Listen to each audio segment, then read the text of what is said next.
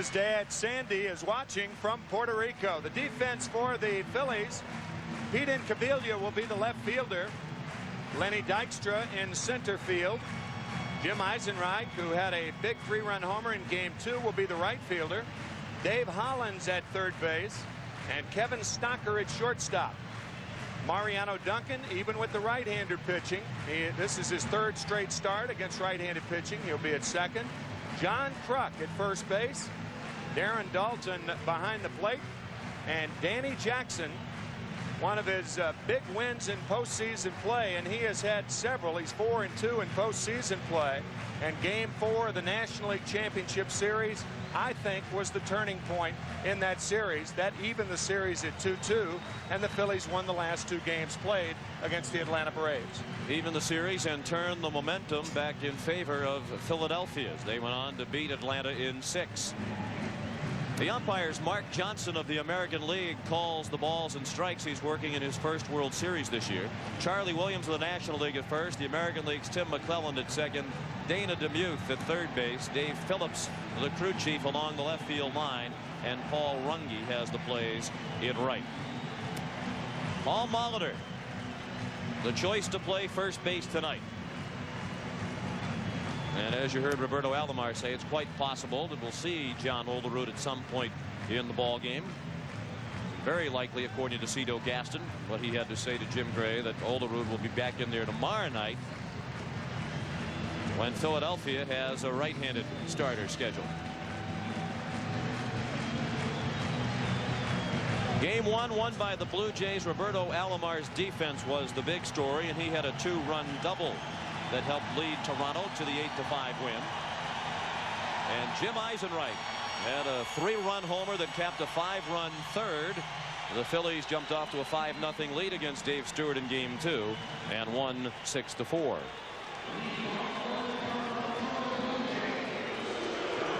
The first pitch was scheduled for 8:12. At the moment it's 9:24, so the rain delay. An hour and 12 minutes. And Rickey Henderson is ready to get this one started. He hopes to get himself started. He's had a quiet first 2 games of the series. Jackson's first pitch of Game 3, a called strike.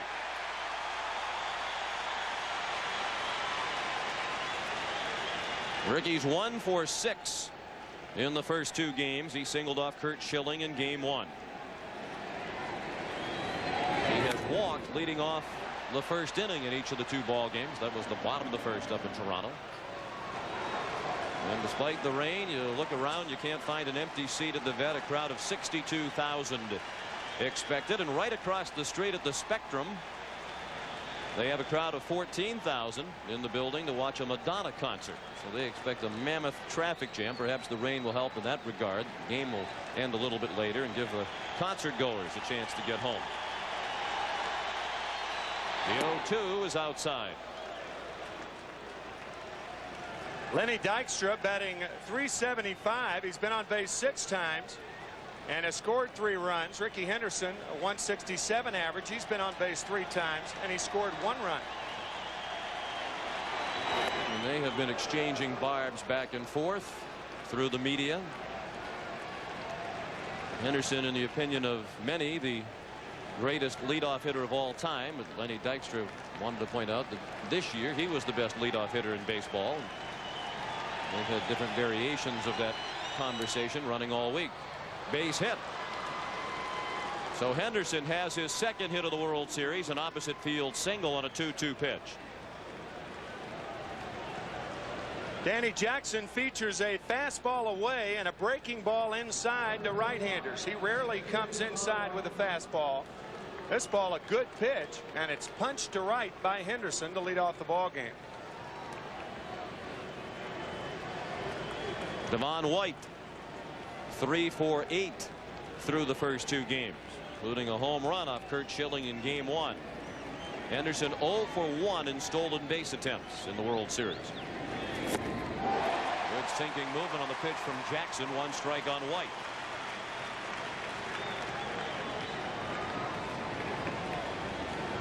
Maybe thinking, how will the running game be affected? My opinion, not at all. The infield is not that wet. It has been covered for the most part all evening. But I don't think the running game will be affected at all. Henderson stole 53 bases during the regular season. 22 of those with Toronto. There's 24 stolen bases in his career in the postseason. That is the all-time record. Short lead that time as Jackson went to the plate and missed, leveling the count at 1-1 on Devon White. The only time Henderson has tried to steal in this game was in game 2, and Terry Mulholland throwing over to first, and he held him close enough. By the time he did run, Darren Daulton threw him out. The infield at double play depth. And the ball outside, 2-1. Then first baseman Paul Molitor waits on deck.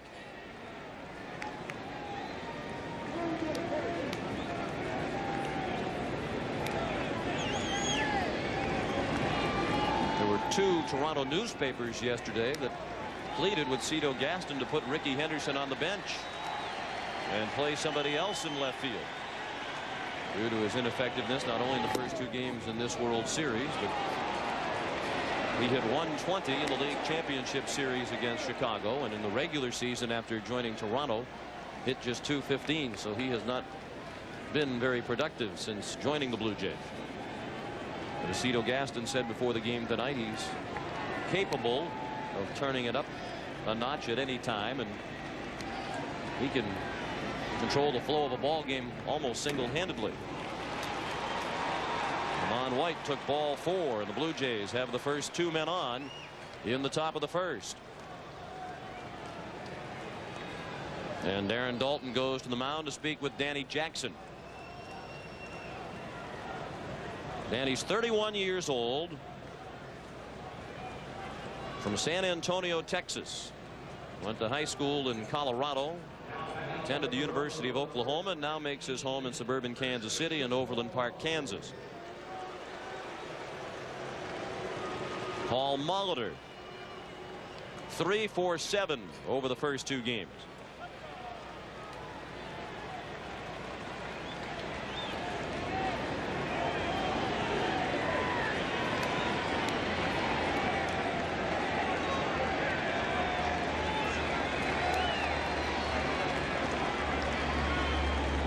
Jackson to the plate with ball 1 low and in on Molitor. It is imperative for the middle infielders to hold Henderson close, but look at Kevin Stocker. When he does that, he opens up the hole on the left side for Molitor to pop one through to left field. Henderson, by the way, has stolen third base 15 times this year in 16 tries.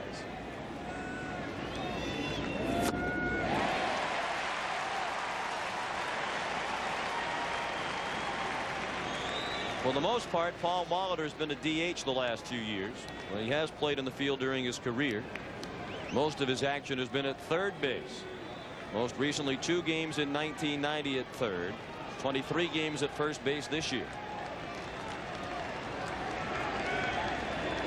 Shoulder troubles have contributed to his being almost exclusively a DH in recent years, and that undoubtedly played a part in the decision to keep Paul away from third base. He joked when the idea was first raised about the need for the pitchers to cut off his throws from third across the diamond and relay them onto the first baseman. But he was having difficulty with his shoulder when he was taking ground balls at third base, preparing for the possibility of playing that position in the World Series. Sinking fast in right center and in for a hit, and on the wet turf it scoots past Eisenreich to the wall. Henderson is in, Devon White is in, and Molitor has a triple.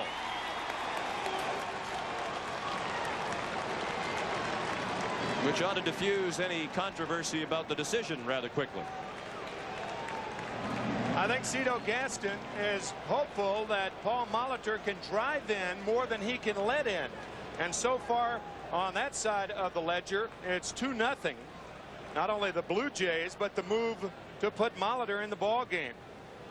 Watch how that ball just scoots right by Jim Eisenreich. And Molitor with the triple. He had 5 during the regular season. Turn it up, baby. Turn it up. 2-0 Blue Jays, and Molitor is at third with nobody out. And the fourth batter of the inning is Joe Carter, the right fielder. Joe is 2 for 7 through the first 2 games with a homer and 3 knocked in.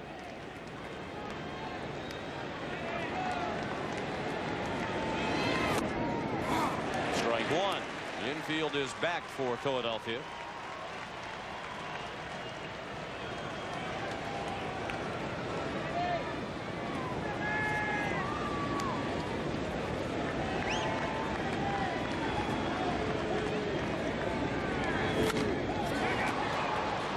That should be deep enough to get Molitor in. Eisenreich the catch, and Molitor trots in from third to make it 3-0. A sacrifice fly for Joe Carter, and that's his 4th RBI of the World Series. I think another thing that factored into Cito Gaston's reasoning of starting Molitor tonight against the left-hander was that Molitor, a .363 hitter against left-handed pitching this year, that was second in the major leagues to Rich Amaral of the Seattle Mariners. Now Roberto Alomar, who looked at ball 1. He's batting 5th tonight. He's been in a different position in the starting lineup in all 3 games. 3rd, 6th, and now 5th. He had a smash down to third, but right at Dave Hollins for the 2nd out of the inning. That's why they call third the reaction position.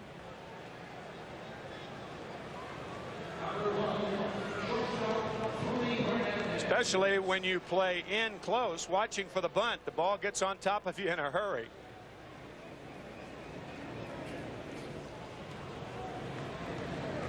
Now Tony Fernandez, 2 for 6 in his first World Series.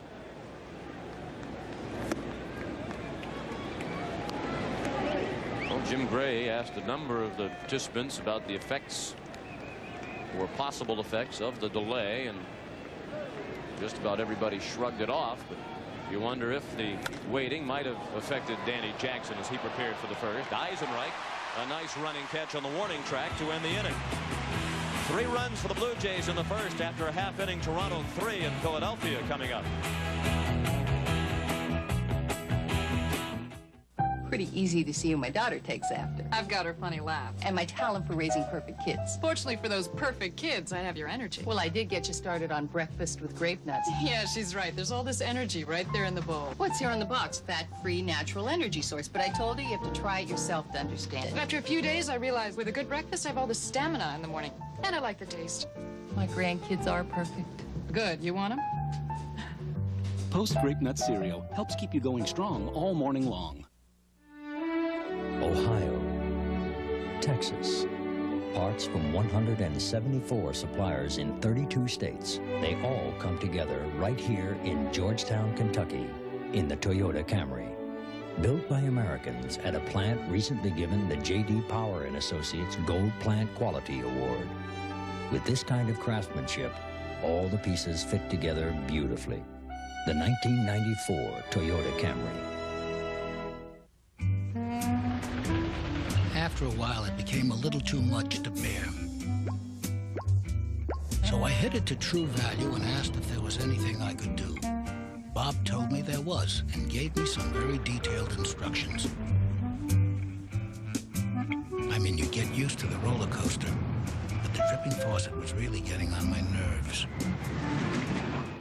For your free plumbing repair tips booklet, visit your local participating True Value. Racism and basketball. Do new recruitment rules discriminate against inner-city kids? This college president doesn't think so. Why is it that our compassion only goes out for those young people who are 6'9" and have a soft jump shot? Them's fighting words to many college coaches. Eye on America investigates tomorrow on the CBS Evening News. Jim Fragosi's Phillies trail 3-0 as they come up for the first time tonight with Lenny Dykstra leading off in center field. Batting second, the second baseman Mariano Duncan. John Kruk is the first baseman batting third. The cleanup hitter, third baseman Dave Hollins. Batting fifth and doing the catching, Darren Dalton. The right fielder Jim Eisenreich hits sixth. Pete Incaviglia, the left fielder, hitting seventh. Kevin Stocker is the shortstop batting eighth, and the pitcher Danny Jackson hits ninth.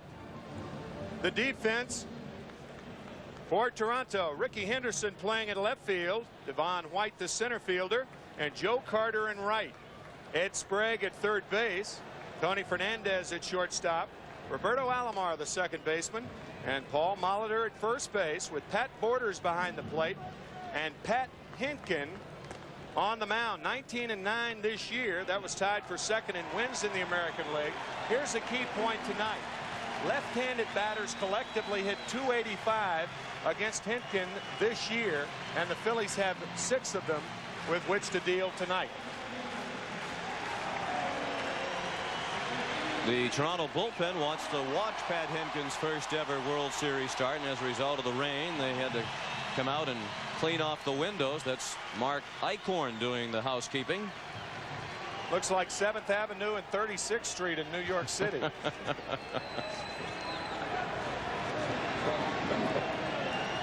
Lenny Dykstra leads off. 3-0 Toronto as Philadelphia bats in the first. Hinkin's first pitch high for ball 1. Paul Molitor at first base. At the belt. Hinkin features a high fastball generally, a curveball and a changeup. And pitching coach Galen Cisco says he needs to get the changeup and the curveball over. He missed with the breaking ball. 2 balls and a strike on Dykstra. Pat Hinkin, just 24 years old, from Fraser, Michigan. Those are the numbers about which Tim was speaking. Left-handed batters. .285 against Hinkin this year. Big rip by Dykstra, 2-2.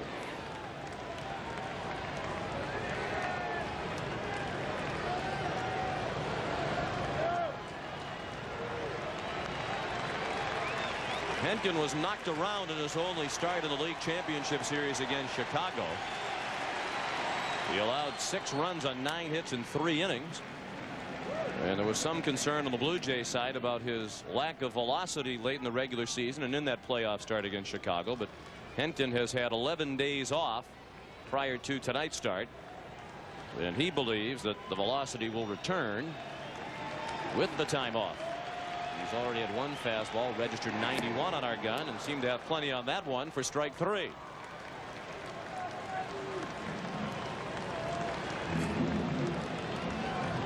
Not often you get Lenny Dykstra leading off a ball game up and away, and Hinkin blew that ball by him. So he overmatched Len Dykstra, a guy that's tough to overmatch, 2 times, swinging and missing.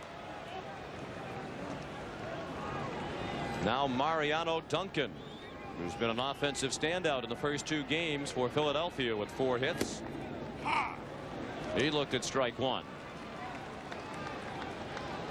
Jim Fregosi says now it's a best-of-5 series and we have 3 games at home. That is certainly an accurate read on the status of this series. He was happy to escape Toronto with a split of the first 2 games.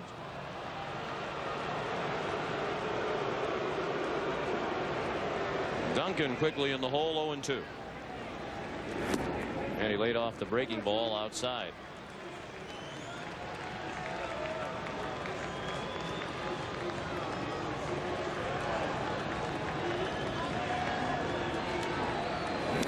In the dirt again, Duncan laid off it. And he asked Mark Johnson to take a look at the ball. Hinkin started the year as the number 5 starter out of spring training, and as a result he didn't pitch very much in the first month of the season with all the off days built in. Saw his first action of the season out of the bullpen. Pitched twice in relief before moving into the starting rotation. And what a pleasant surprise he was for Toronto, winning 19 games. He told his father, Pat Sr., leaving spring training, that he'd be happy with a .500 record and an ERA of below 4 in his first full major league season, because that is generally considered a pretty good year by a 5th starter. He did much better than that.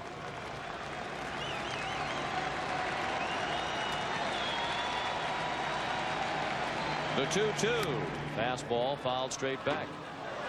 And of course, they needed that kind of a performance from Pat Henkin, Tim, because for much of the year, Jack Morris was a big disappointment, and Dave Stewart struggled after being injured in spring training. And they lost David Cohn to free agency. Cohn signing with the Kansas City Royals. Base hit. Blue Jays also lost Jimmy Key to the Yankees. Good hitting by Duncan right there. He went out and got a breaking ball off the ground. And the Phillies have their first hit. And that's what the Phillies want to do. Get the crowd back into the game. Duncan with his 5th hit of the series.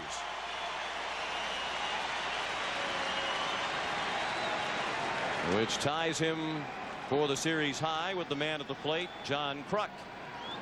He went 5 for 9 in the 2 games at Sky Dome. Base hit past Molitor. Duncan on his way to third. Carter overran the ball, and Kruk moves into second. Second and third with 1 out for Philadelphia.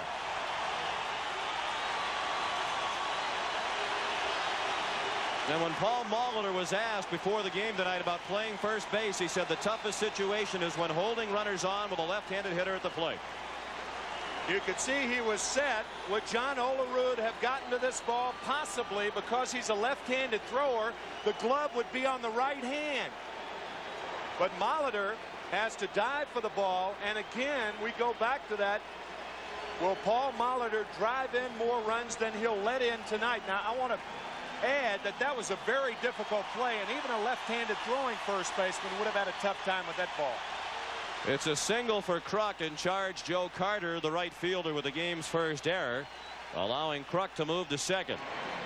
So 2 men in scoring position. The tying run at the plate in the bottom of the first. Dave Hollins the batter, and the switch-hitting third baseman looked at ball 1 low. He's 2 for 8 through the first 2 ball games with 1 RBI.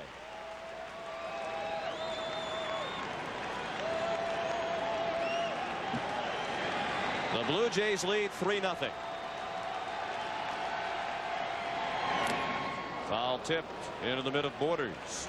A ball and a strike on Hollins.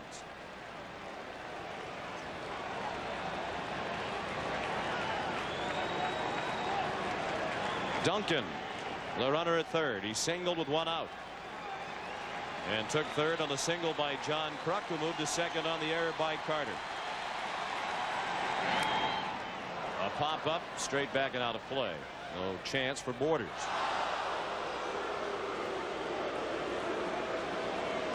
Henkin, a slow starter over the course of the regular season. His ERA in the first 3 innings over 5 and under 3 thereafter. That's unusual, because usually the first time a pitcher faces a batting order, he should have the edge.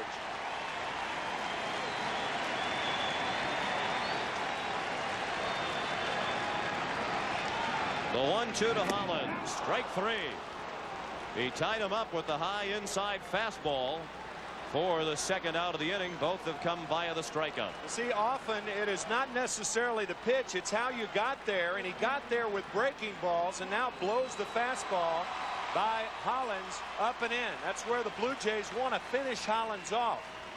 Doesn't mean that they have to stay there all the time, but that's where they want to finish him off. A good pitch by Henkin. Now Darren Dalton, 2 for 9 in the series.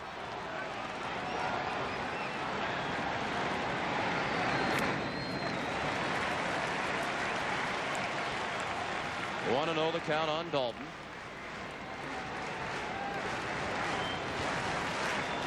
Three 0 Blue Jays in the bottom of the first. The Phillies threatening with the runners at second and third and 2 outs. Strike 1-1. Jim Eisenreich hoping for a chance to bat here in the first inning.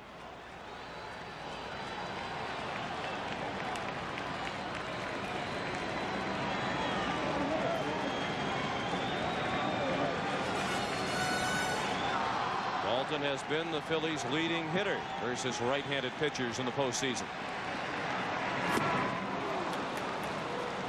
1-2. I think he's throwing harder than the Phillies expected.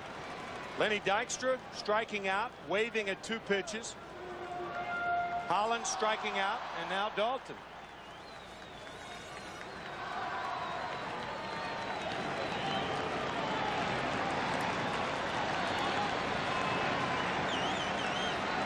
The 1-2. Breaking ball low and in.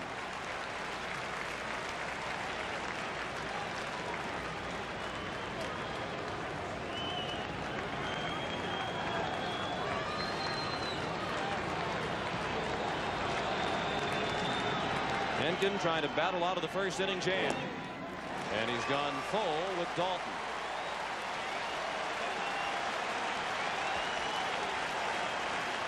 Who drove in 105 runs during the regular season.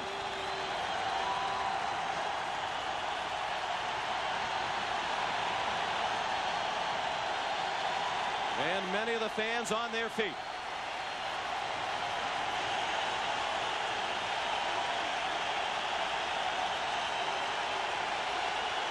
The payoff pitch. He struck him out with the high fastball. 3 strikeouts in the first for Henkin. After 3-0 Toronto.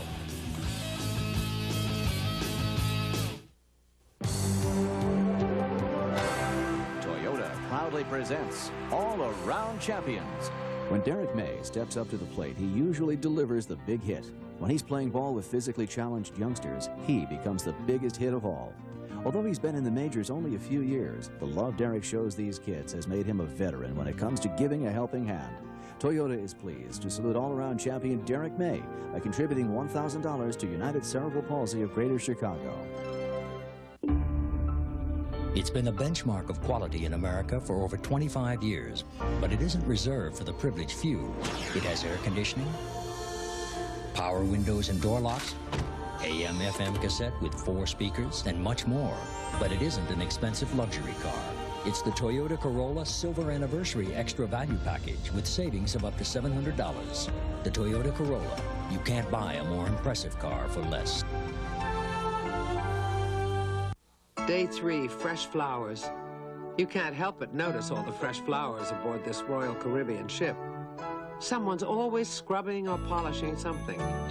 Our waiter Emilio told us the sheets are washed in soft water in case you've been out in the sun too long.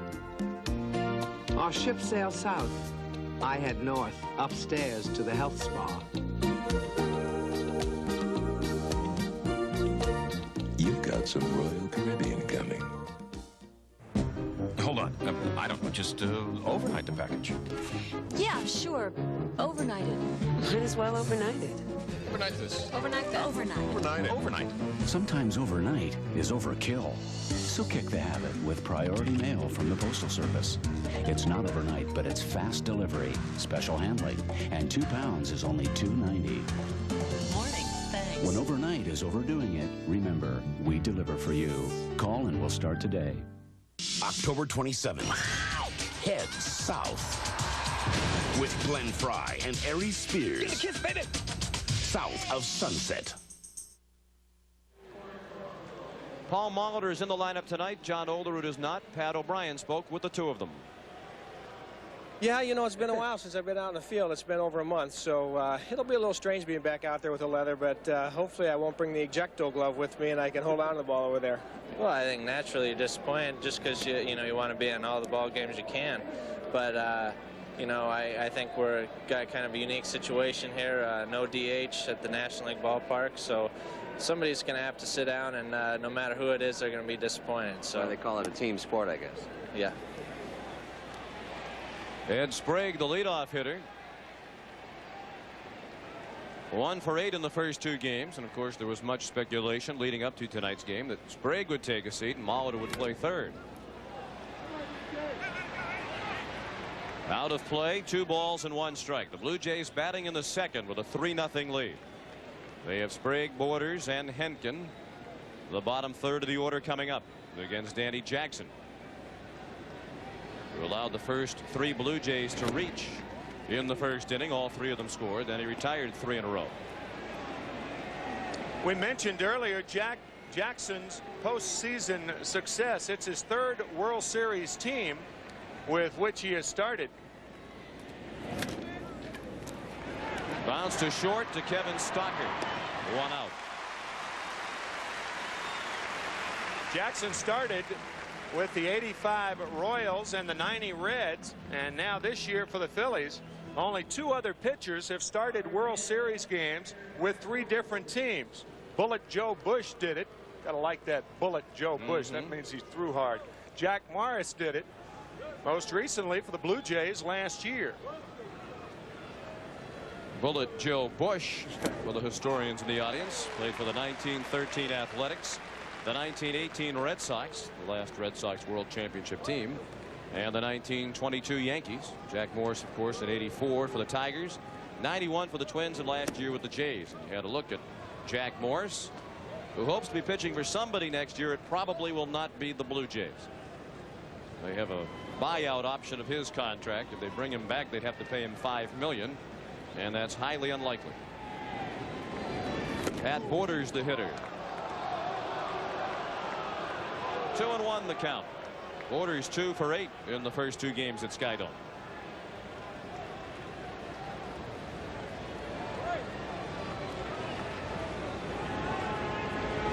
And there's speculation Borders won't be back, but he might be traded to make room for the highly touted catching prospect Carlos Delgado, who drove in 100 runs at AA Knoxville this year. Some of the members of the Toronto media were questioning the timing of Pat Gillick's statement a couple of days ago. He's the Toronto GM. On the ground is second. Duncan throws him out. Pat said probably 25% of the roster would not be back next year. And the timing of that statement was questioned. Why would he bring that up, as the members of this year's team are heading into the World Series? We talked about it briefly on Sunday night. As far as Borders is concerned, I think the Blue Jays have to maintain a catcher with experience for the pitchers of the Blue Jays. Delgado, I think everybody agrees, he's ready to hit in the big leagues, but not ready to catch in the major leagues. First major league at bat for Pat Henkin. As we mentioned earlier, he has hit 3 times in spring training without getting a hit. First time that he has batted in a game that really mattered for Pat since 1986, when he was at high school in Fraser, Michigan. And he was also a shortstop back then. Hit .399 as a high school player, and hits a little lob that will be handled by Duncan. 1, 2, 3 go the Jays in the second. After an inning and a half, 3-0 Toronto.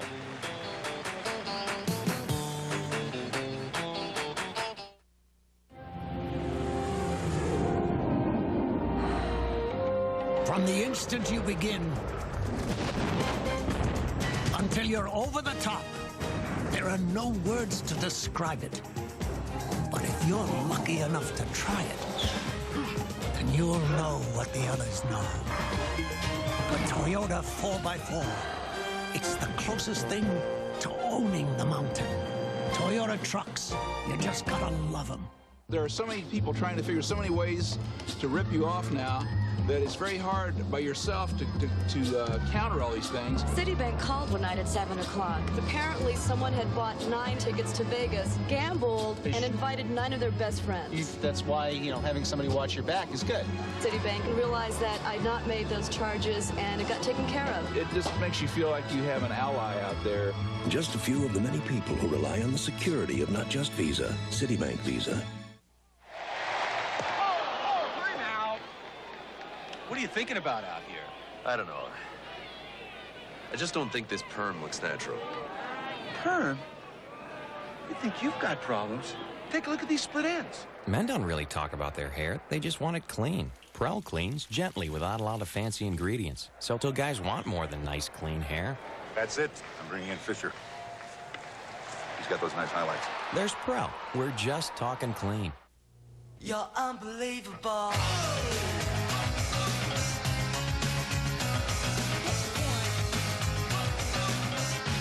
You're so unbelievable.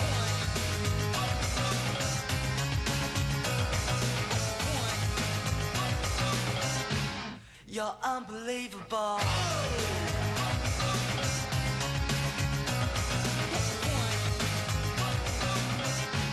You're unbelievable. A thank you message from Major League Baseball. Get your game cards ready and stay tuned for the Budweiser World Series Classic Play at the end of the 5th inning. You could win $100,000. Sean McDonough with Tim McCarver, Jim Gray and Pat O'Brien at Veterans Stadium in Philadelphia. Game 3 of the World Series. The series tied at 1 win apiece. The Blue Jays lead tonight 3-0. As Philadelphia bats in the second against Pat Henkin. Jim Eisenreich looked at ball 1 inside. He's 2 for 9, but one of those hits the big 3-run homer that put the finishing touches on the 5-run third against Dave Stewart in game 2.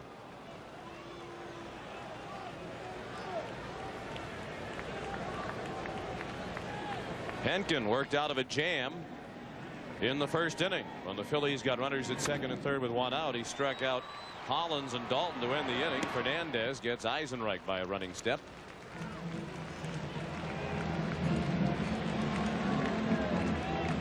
As you saw a moment ago in the shot of Pat Henkin, it is still raining here. Very light rain is falling at Veterans Stadium.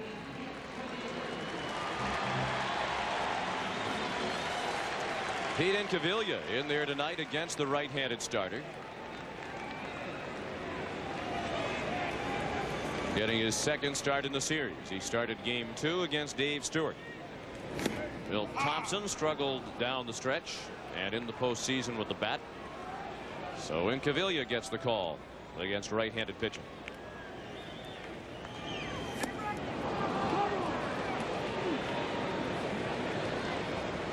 Pete Incaviglia with 24 home runs, 89 RBIs, and only 368 at-bats. Only 2 other players were that productive in home runs and RBIs and that few of at-bats. Ted Williams in 1950 and Mike Schmidt in 1981. And it was Mike Schmidt, a great third baseman of the Phillies, 548 lifetime home runs, who threw out the first pitch tonight. Kevin Stocker the batter following the strikeout of Incaviglia, the 4th K already for Henkin. Stocker is 2 for 6.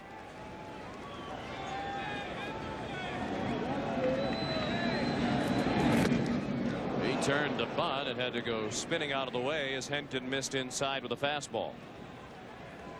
Normally you wouldn't bunt with 2 out and nobody on, but in this case, if Stocker can get on, it clears the pitcher and Dykstra can lead off the 3rd inning. Bounced foul. Tim mentioned that Mike Schmidt threw out the first pitch. And there's a look back at that moment. Philadelphia native Darrell Hall sang the American national anthem and Dan Hill the Canadian national anthem. Mike Schmidt, 3-time MVP in the National League, 548 career homers and one of 4 numbers retired by the Philadelphia Phillies. Robin Roberts, Rich Ashburn, and Steve Carlton the others. Henkin's 1-1 to Stocker is low and in. Wait a minute, you said Dan Hill and Darrell Hall singing the national anthems, and this was supposed to be a night when no DH was used.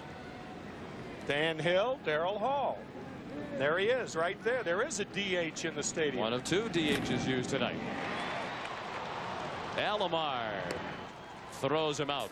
Henkin has a 1-2-3 inning. After 2, 3-0 Toronto.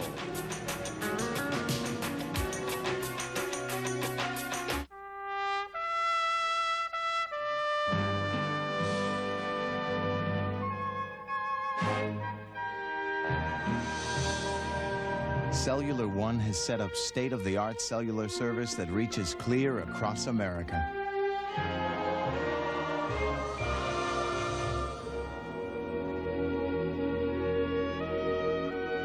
Beautiful, isn't it?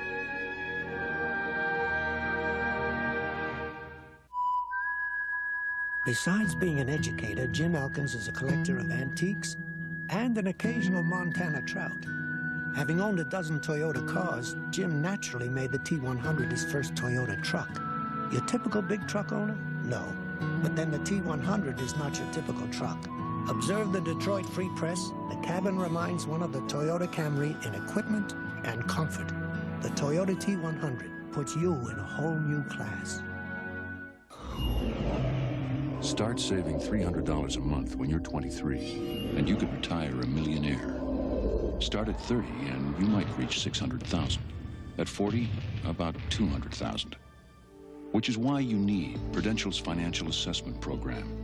A personalized computer analysis of where you are, where you want to go, and how we can help.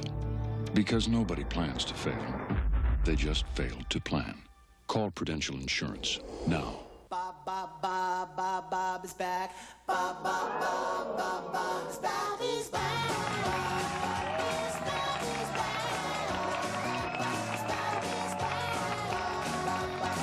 The Bobby loves on Friday night, but Jerry burns and Betty White. Bob is back on CBS. CBS Sports coverage of Game 3 of the 1993 World Series is brought to you by Lexus Luxury Automobiles. The American Express card, don't leave home without it. The Prudential, peace of mind, it comes with every piece of the rock. And by Prell, we're just talking clean. Among those in attendance tonight, Phillies manager Jim Fragosi's parents. That's Archie in the Phillies jacket.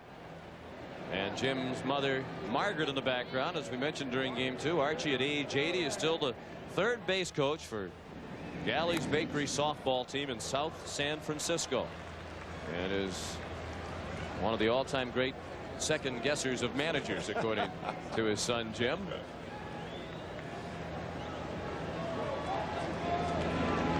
For many years, Archie Fragosi was a volunteer firefighter in South San Francisco, and Jim Fragosi said when he was a young boy, the horns would go off signaling a fire. He'd race to the car and hide in the back seat so that he could go along to the fires with his dad, who worked at a delicatessen in South San Francisco.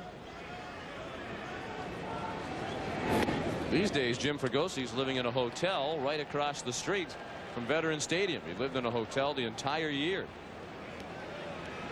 That hotel now owned in part by Ron Jaworski, the former Eagle quarterback. Ricky Henderson, the batter, 2-1 in the count, and now 2-2. Ricky singled leading off the ball game and scored the first of the 3 Toronto runs in the first inning. The Blue Jays batting the third, the top of the order against Danny Jackson, and it's 3-0 Toronto. Anderson, White, and Molitor coming up.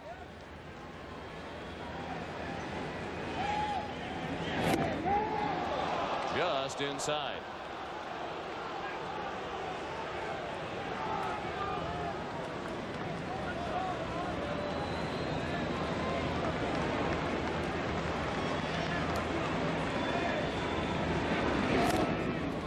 Hands and pulled foul. Henderson struggles in the postseason, as we mentioned, prompted some in the Toronto media to say he should be benched, and others to suggest that perhaps he's coming toward the end of his career at age 34. I think that's premature in Henderson's case. I mean, he had a terrific first half of the year for the Athletics. In the air and right, Eisenreich at the wall makes the catch. Right in front of the 371 mark.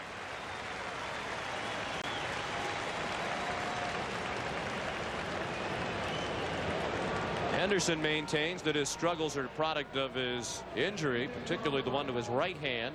His left hand has also been bothering him. He says it's tough to generate much power or bat speed with his hand as sore as it is as the result of being hit by a pitch back in late August. Devon White looked at strike one. He walked and scored on the Molitor triple in the first.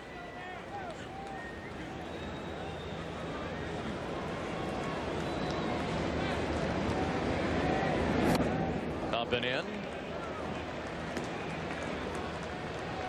Devon White with a .352 average in postseason play. Paul Molitor .347, and Roberto Alomar at .340. Can extend that. The top 5, 3 Blue Jays.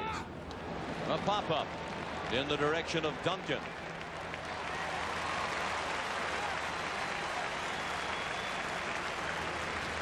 John Olerud cast in the unfamiliar role as spectator tonight.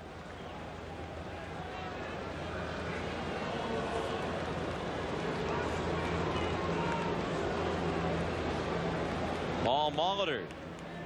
Triple to the wall and right. A ball that skipped by Eisenreich on the wet outfield turf to drive in 2 runs off Danny Jackson in the first. Molitor scored the 3rd run. And Jackson has retired 8 in a row since the triple by Molitor. That's well hit to left. Incaviglia watches it go. Home run, Paul Molitor. So playing first base agrees with Molitor. A 2-run triple in the first and a line solo home run here in the 3rd.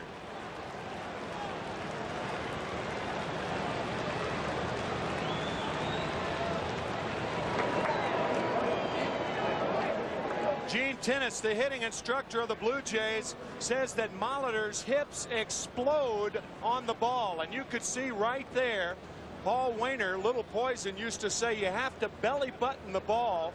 And did Molitor ever belly button that inside slider from Danny Jackson? Wow. 4-0 Toronto.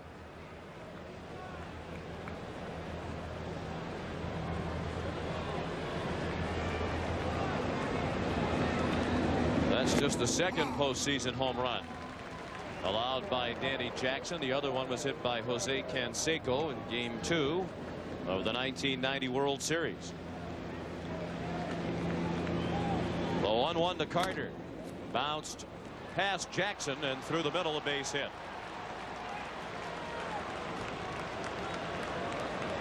So Carter, who had a sacrifice fly in the first, is aboard with a 2-out single here in the 3rd.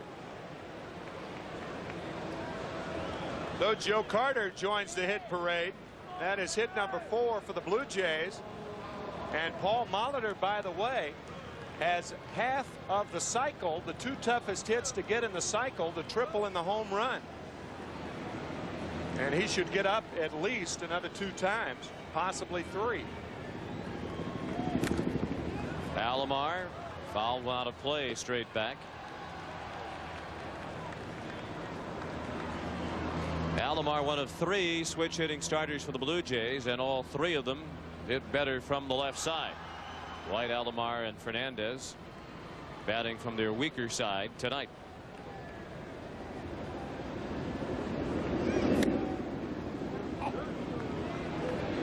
One and one on Roberto, who wished his dad a happy birthday in his chat with Jim Gray. Roberto said he didn't want his parents to attend the World Series games because it makes him nervous. They're watching from Puerto Rico. Roberto got off to a slow start, however, in the league championship series. Started out 0 for 8.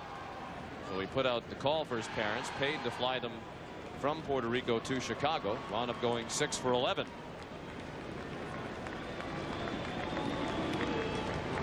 And perhaps they're listening to those gentlemen on the CBS Hispanic Radio Network.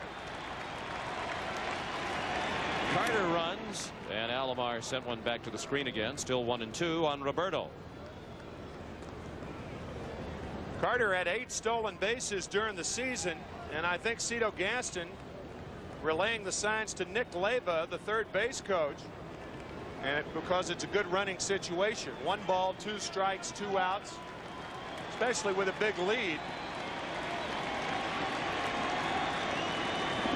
Carter runs again. Alomar fouled one off the foot of Dalton.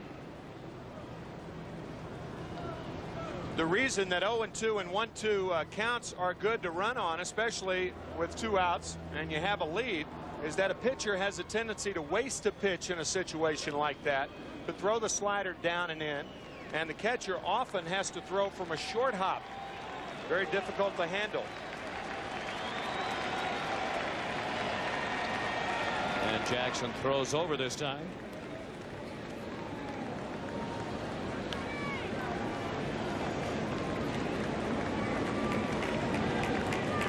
Four 4-0 Toronto, and the Blue Jays are batting in the 3rd with Carter at first and 2 outs. They scored a run in the inning on the home run by Molitor. Carter was not running on that 1-2 pitch, and it's 2-2 on Alomar.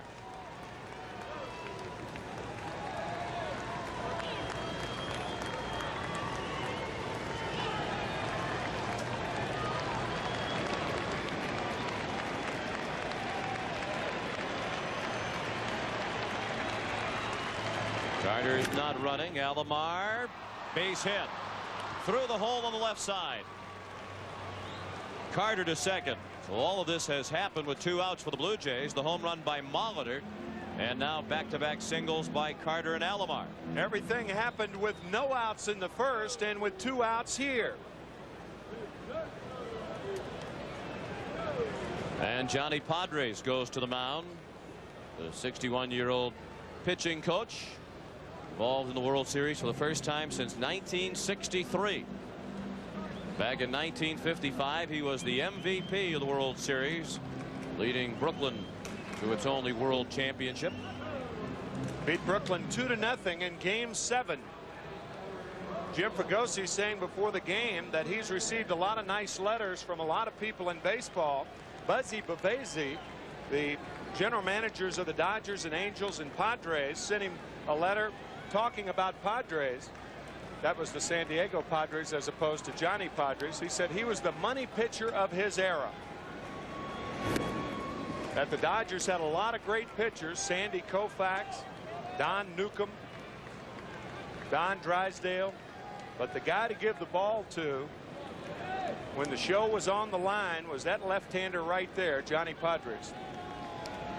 He shut out the Yankees in Game 7 of the '55 World Series. 2-0. The count on Tony Fernandez, who flied to right back in the first, ending the inning. Toronto has a 4-0 lead, and they're threatening to build on it with first and second and 2 outs.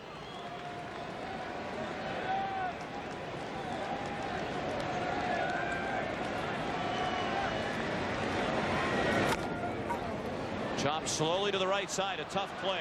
Kroc has no play. Then thought about a throw to third as Carter had rounded the bag. The bases are loaded on an infield hit by Tony Fernandez. Most left-handers who put a lot on the ball fall over toward the third baseline before they can recover to cover first. And Jackson, with that leg kick of his, he's very low to the ground when he releases the ball. As a matter of fact, often the soft part of the forearm, the left forearm, will come around to hit the right shin, and for that reason he has a sponge on his right shin. Jackson from the windup with the bases loaded, and his first pitch to Ed Sprague was a ball.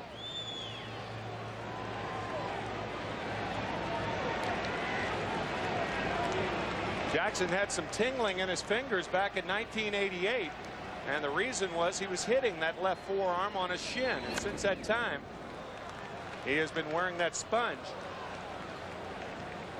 Bobby Thigpen is warming up in the Philadelphia bullpen.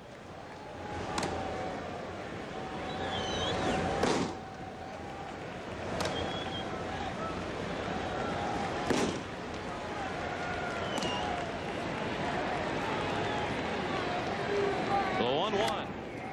Fouled straight back. Jackson has given up 4 straight hits. The home run by Molitor, the 2 outs got it started, and 3 straight singles to Carter, Alomar, and Fernandez. And Jackson is scheduled to lead off the next inning for Philadelphia. So there is the possibility of a very early pitching change for the Phillies. We're in the third. 4-0 Blue Jays. Sprague down the line and foul.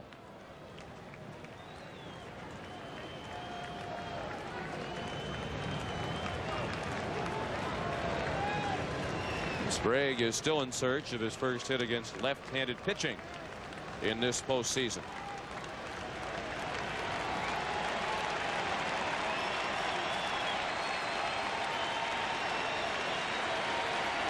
The 1-2. Bounced to just about the same spot.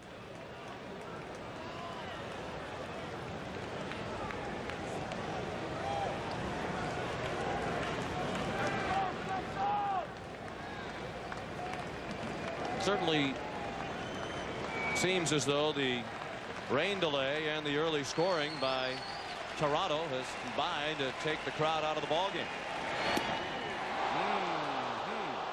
Very close. Yeah, but when a pitcher is all over the place, you don't get a pitch like that, and as you can see, that ball clearly inside. If you're wild, an umpire is less apt to give you the close pitches. He struck him out. The Blue Jays get 1 and strand 3, and we'll return to Veterans Stadium after this message and a word from your local station. Can you be sure the food you eat is safe? We took a hidden camera inside a slaughterhouse. And you got this guy coming along with a hose, splattering up stuff off the floor. Because of our investigation, the USDA shut this plant down until their meat was safe again. The CBS Evening News with Dan Rather and Connie Chung. Team to cover your world. John Ritter and Marky Post are moving back home. I thought everyone around here was supposed to be happy. They were when I left. Maybe you should leave again. Hearts of Fire returns October 27th. This is CBS.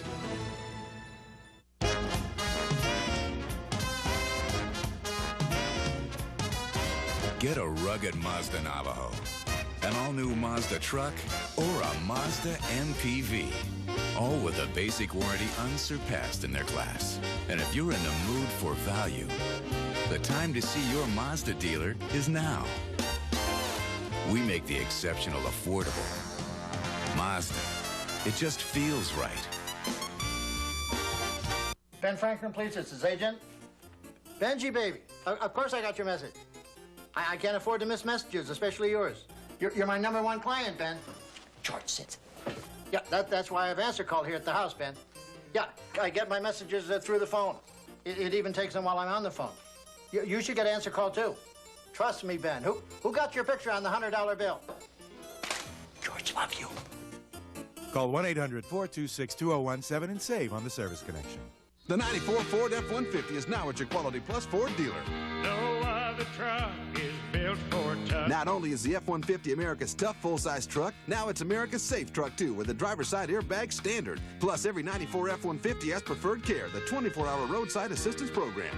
Now save $1,200 on the #1 selling Ford F-150. See the Truck Authority, your Quality Plus Ford dealer today. You better hit the ground running in a new Ford truck. Hey, hey. Madonna takes on the World Series on the Channel 10 News after the game. The Toronto Blue Jays lead 4-0 as Philadelphia gets ready to bat in the third against Pat Henkin. Danny Jackson, the pitcher, will hit for himself to lead off the inning, and then Lenny Dykstra and Mariano Duncan. Only one hit in the postseason for Danny Jackson, but as you may recall, it drove in the game-winning run in Game 4 of the NLCS this year against Atlanta. Henkin's first pitch of the inning, a strike. Pat has retired 5 in a row. John, you and I were talking between innings about whether Jim Fregosi should use a pinch hitter right here. I would use a pinch hitter. I think being 4 runs down, things shift to the offense. You've got to score runs, and first in baseball are very important, and you get the first man on. But Jim Fregosi has opted to stick with Danny Jackson one more time through the lineup. Pop up. It will be close. Molitor watches it drop a couple of rows deep. Well, Jim Fregosi's feeling is probably that his middle relief, long relief, has been a weakness of his team all year.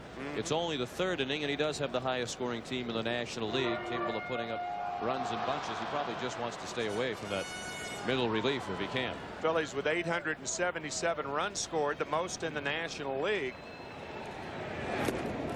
How many runs are too much? That I think is the thing. As Charlie Williams says, Danny Jackson went around. That's 5 strikeouts for Pat Henkin. And he only averaged 5 strikeouts per 9 innings during the regular season. So any worries about Henkin on the part of Blue Jay fans might be put to rest here with his strong performance through the first 3 innings. Lenny Dykstra started the Philadelphia first by striking out swinging.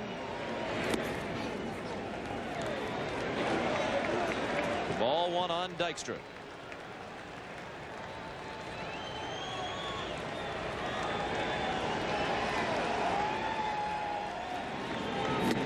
And ball 2 high. Dykstra with a home run in this World Series, now has 7 career postseason home runs, tying him with Jose Canseco, Kirk Gibson, and Dave Henderson for most among active players. The all-time postseason home run leaders are Mickey Mantle and Reggie Jackson with 18 apiece.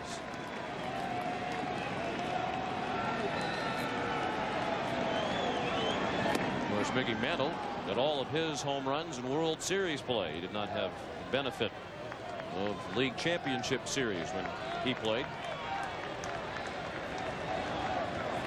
The 3-1 on the ground down to Molitor, and he handles his first chance cleanly. There's the Spectrum right across the street, the home of the Philadelphia 76ers and Flyers and the wings of the Major Indoor Lacrosse League. We mentioned earlier that Madonna is performing there tonight before a sellout crowd of about 15,000. So we have almost 80,000 people within a couple of 100 yards. And at 8:50 she took the stage, and that's about what you'd expect to see from Madonna. Coming on stage, she was saying, ain't got time to take a fast train. It's kind of the Phillies story right here. They better take a fast train. They trail 4-0. Of course, the city officials here in Philadelphia were encouraging people to take the train and the bus, any other form of public transportation here tonight to help eliminate what might be a colossal traffic jam. Duncan with a very high fly, handled by White, and the Phillies go in order again. Henkin has retired 8 in a row after 3. 4-0 Toronto.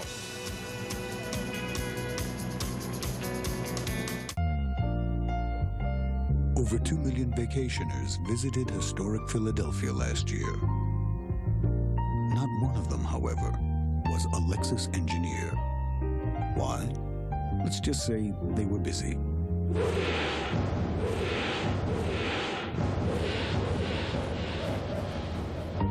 The 1994 Lexus ES, improved, revised, refined. In a word, new.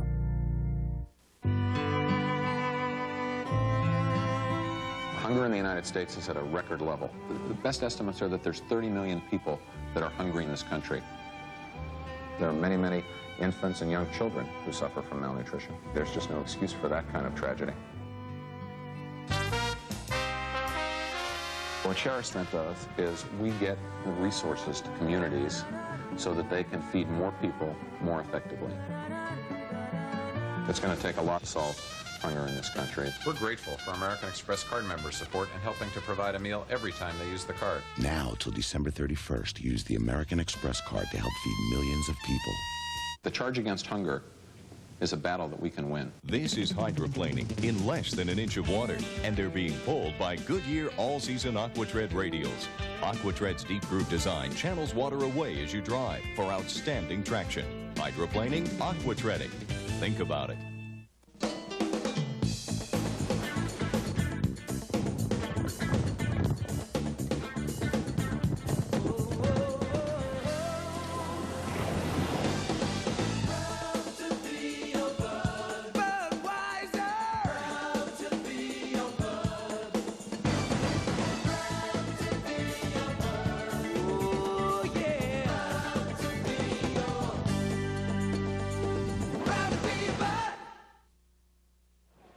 This game summary is sponsored by AT&T. And for those of you just joining us, this ball game was delayed at the start 1 hour and 12 minutes by rain. Blue Jays wasted no time in getting on the board once we got underway with 3 in the first, highlighted by a 2-run triple by Paul Molitor. Molitor homered in the 3rd. It's 4-0 Jays as they bat in the 4th against Danny Jackson. Pat Borders bounced to second his first time up. Pat Henkin on deck. And then the top of the order and Ricky Henderson. Jackson has surrendered 6 hits through 3 innings.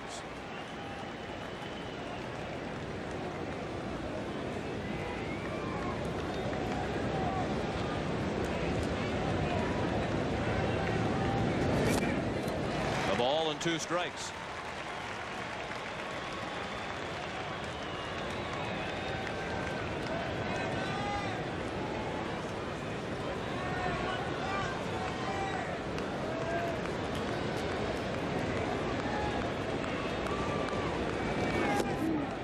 Breaking ball went around the outside of the plate.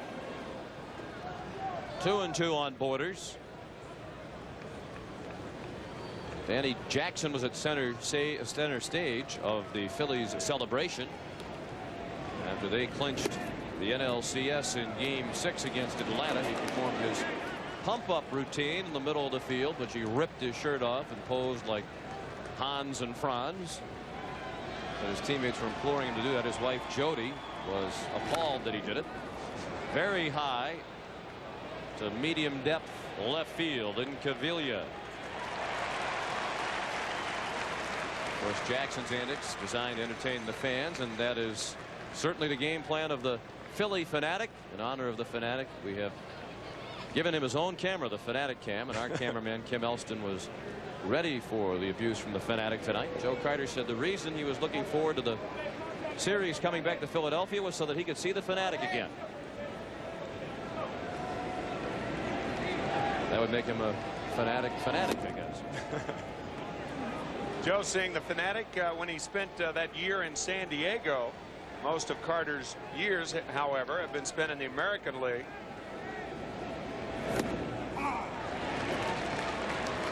You know what I do with Pat Hinkin hitting? Let him take. Make Danny Jackson throw the ball over the plate 3 times. Hinkin swings and bounces one to short. Stalker.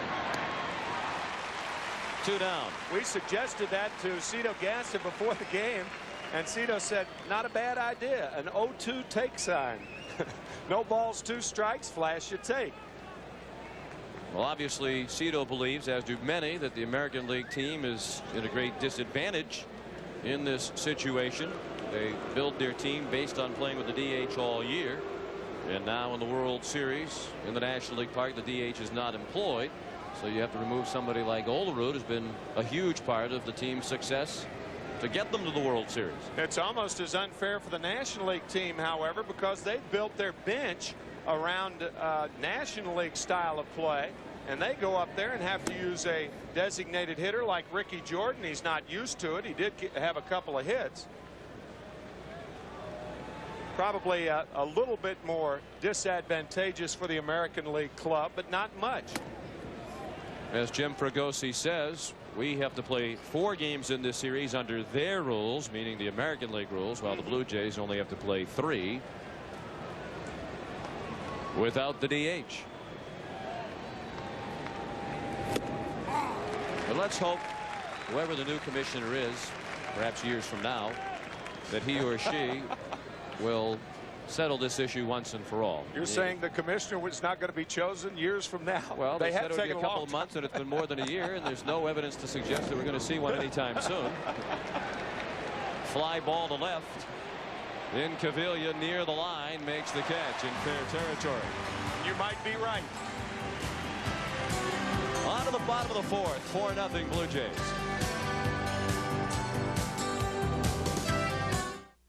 I don't say this to many people, but the job we do is the most important job I can think of. Okay, guys, listen up. I mean, there's no such thing as a B-plus mechanic on this airline. Let's do it. Let's go. Even the most junior mechanic can keep an airplane in this hangar if there's a hint of a problem. You might think a job like this would become routine, but every now and then, I just take a walk through the terminal, and right there, you see what's important. J.C. Penney would like you to meet some of the smartest men in America. They're not just scientists or scholars. They're men who know about value. These are the men of Stafford. From the wool and wool blend suits to the all-cotton shirts and pure silk ties, the Stafford collection gives these men a very smart look at a very smart price, which is why the smartest men in America are wearing Stafford, exclusively at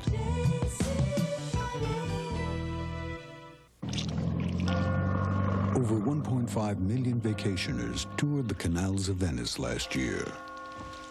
Not one of them, however, was a Lexus engineer. Why? Let's just say they were busy.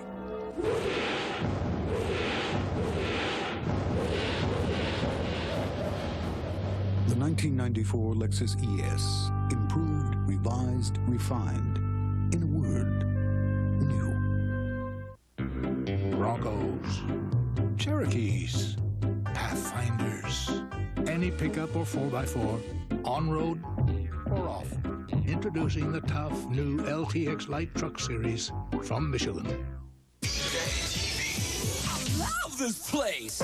It's the new Burger King Everyday Value Menu. Your favorite Burger King foods at new lower everyday prices, like flame-broiled burgers for only 99 cents. The new Burger King Everyday Value Menu. Have it your way.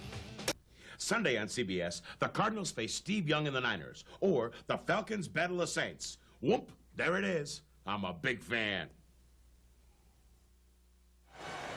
Toronto leads 4-0 as the Phillies come up in the bottom of the fourth. Sean McDonough along with Tim McCarver, and Pat Henkin has been very impressive to this point. I think the one thing that has had to impress the Phillies is how hard he's been throwing. I mean, he has been blowing balls by good fastball hitters. The key pitch in the game, the strikeout of Dalton in the first inning. With runners at second and third and 2 outs. John Kruk, the last Philly to reach when he singled to right, took second on a Carter error in the first. That's down the line. It took a funny hop and got by Molitor, then hit the stands where they jut out, and John Kruk is in a second with a leadoff double.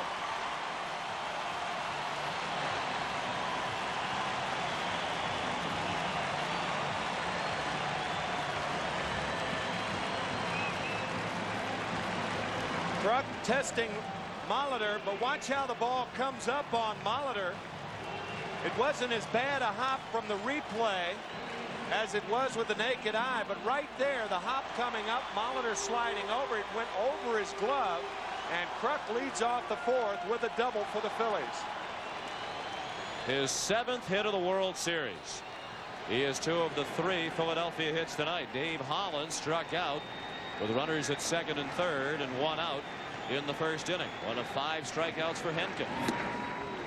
Holland swung through the fastball for strike 1. Interesting to note that if a hitter stands far away from the plate, he likes the ball away from him. Look how far Dave Holland stands away from the plate. Pitchers try to pitch him inside, however.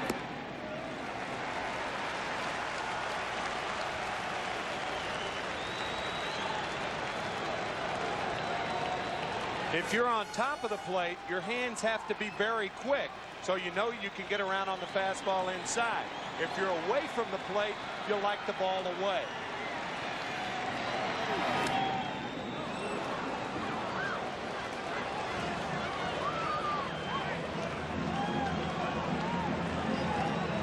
One and 2 the count. 4-0 Toronto in the bottom of the fourth. Game 3 of the World Series. The series tied at 1 win apiece. John Kruk at second with nobody out.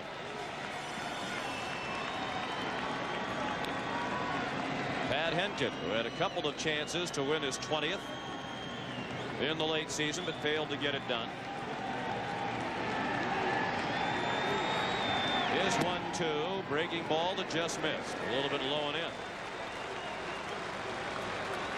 Holland's a much better hitter right-handed. Hit .330 from the right, only .237 from the left this year.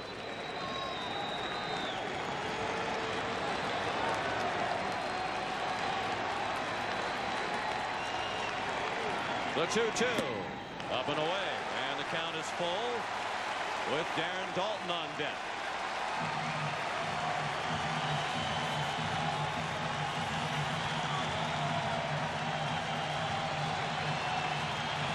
And here come the fans back into the ball game.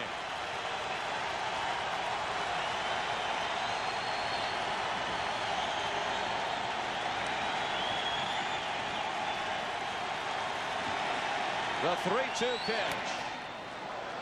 Foul just below us. The fans here in Philadelphia can certainly have an effect on the game. Just ask Bert Hooton.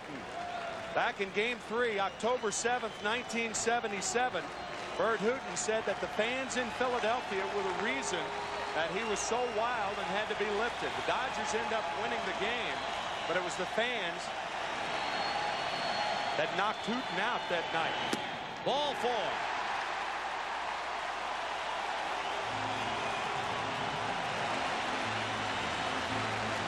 First walk thrown by Henkin. First and second and nobody out.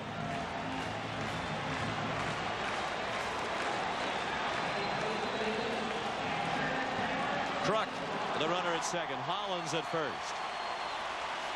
And the batter is Darren Daulton, who struck out with runners at second and third, ending the first.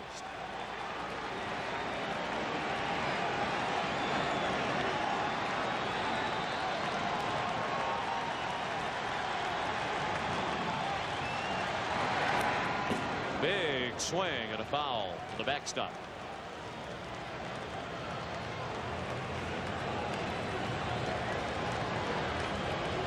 When Darren Daulton first put on the Phillies jersey,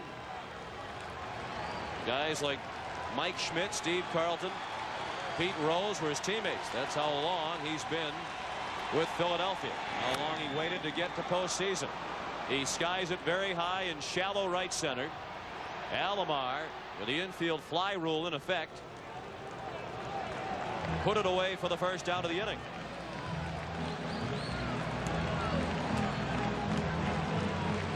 The Blue Jays were off and running with 3 runs in the first. Paul Molitor's triple drove in the first 2, and he scored on a sacrifice fly by Paul Molitor, or by Joe Carter rather. Then Molitor again, a home run with 2 outs and the bases empty in the third, his 3rd RBI. Molitor has scored twice tonight. And Cito Gaston out to give Henkin a little bit of a pep talk. And there is action in the Philadelphia bullpen. Ben Rivera is warming up. It's a very unusual trip to the mound when you think about it. I mean, Hollins walks on a 3-2 pitch. You would think that Gaston would be more likely to go out to the mound after that than after an out. Nothing apparently is bothering Henkin. He doesn't appear to be injured or anything. But I agree with you, Sean. I think it was a pep talk, but why after an out? Eisenreich, the batter. Ball 1 outside. Eisenreich bounced to short his first time up.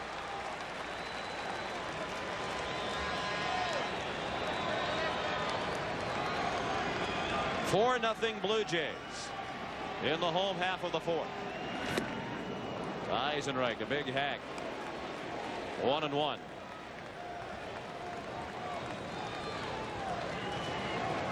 John Kruk started the inning with a double. Then Hollins walked, but Henkin got Daulton with a second time tonight in a big spot, this time on a pop up to second. Close pitch called the ball. 2-1 on Eisenreich. We still have not seen Eisenreich's platoon partner Wes Chamberlain in this series.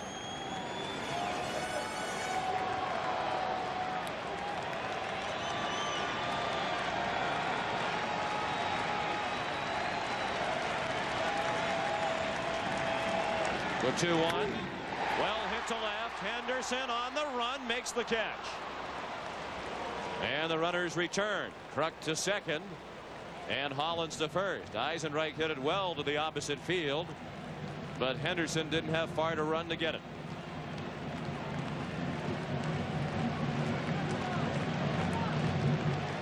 I would guess that Curt Schilling is not a very good poker player.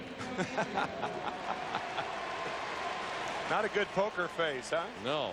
Pretty easy to tell what he's thinking about most of the time.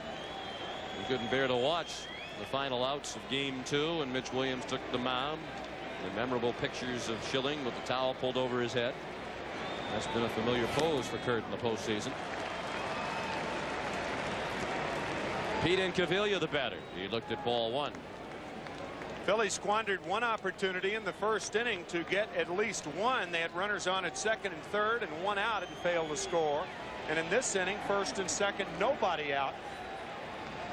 They need to score at least 1 run here.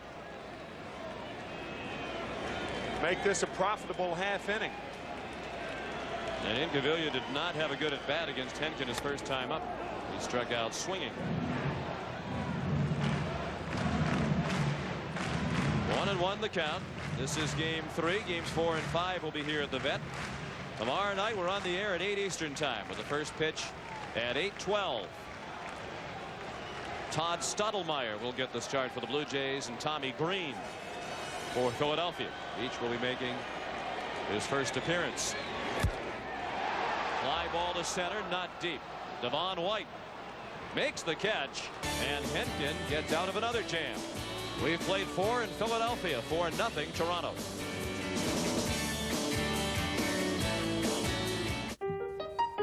They say Mozart composed from midnight to 7 a.m. Hemingway was at his best before noon. Edison, inspired by the dark. At Compaq, we understand that ideas aren't governed by a clock. That's why we're standing by 24 hours a day, 7 days a week to answer your computing questions.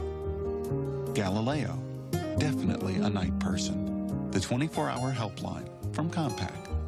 This is the perfect time to try my new Polaroid Captiva. Smile! Hey, where's the picture? There's no picture? Did you see the picture come out? How can that be a Polaroid camera if there's no picture? It doesn't look like a Polaroid camera. It's not a Polaroid camera. Introducing the new Polaroid Captiva. It's sleek, it's stylish. Its pocket-sized pictures stay in a special compartment till you take them out, so you're free to shoot and shoot. Maybe if you shake it. Yeah, shake the camera. The new Polaroid Captiva. The pictures stay in till you take them out. My dandruff's really bad. The itch drives me crazy. I'll try anything. The Denorex side feels different. It has a clean, tingling feeling.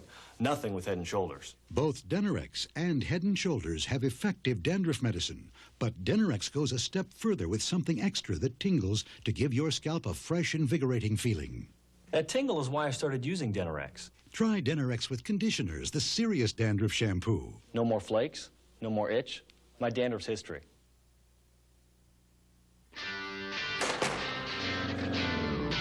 Department stores may never be the same now that kids are discovering the Rookie League collection.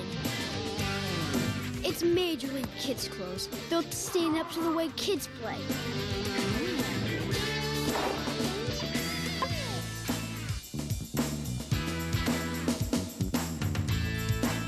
The Rookie League collection, now playing at a department store near you. A message from Major League Baseball. A look back at 1969, Game 3. A fastball hit high and deep to center field. Agee was pulled around the right, goes over with his feet and watches it. He's got it! Tommy Agee with a terrific catch and a ball hit by Elrod Hendricks. Runners at first and third and 2 outs. 4th inning. The Mets leading at the time 3-0. They went on to win the game 5-0 and upset the Orioles 4-1. The amazing Mets.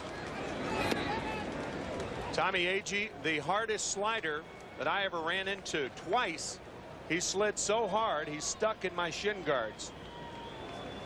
Twice, 2 different occasions. So how do you extract somebody from one's shin guards? Very difficult, believe me. Very carefully. Devon White out on the bouncing ball to third. Here's Paul Molitor talking about his trigger mechanism.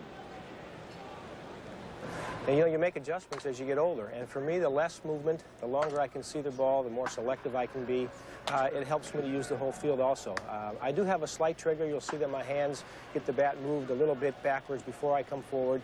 But generally, the stride will be short and the hands will be pretty quiet. And for me, that when I can do that and stay in that framework, that's when I'm the most successful. And Molitor is at the plate. That style has been very successful for him again tonight. He had a 2-run triple in the first and scored. He had a solo home run to left in the third.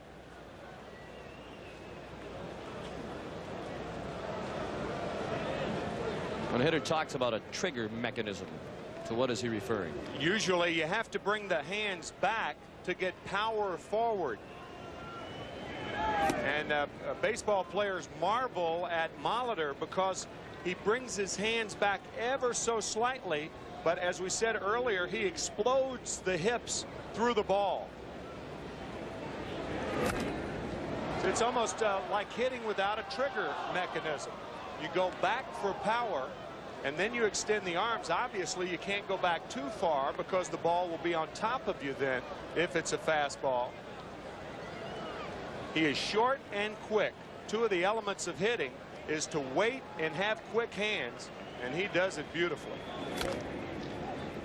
Pulled foul past third. 1-2 on Molitor. 1 out. 5th inning. 4-0 Blue Jays. Molitor credits some of his success at the major league level to Dennis Menke, who's now the Phillies batting coach. Paul Molitor only played 1 year of minor league baseball in the Brewers organization at Burlington, Iowa, single-A ball, and Menke was his manager. Paul said that Menke worked with him on some of the hitting techniques we've been discussing that have led to Paul's tremendous success.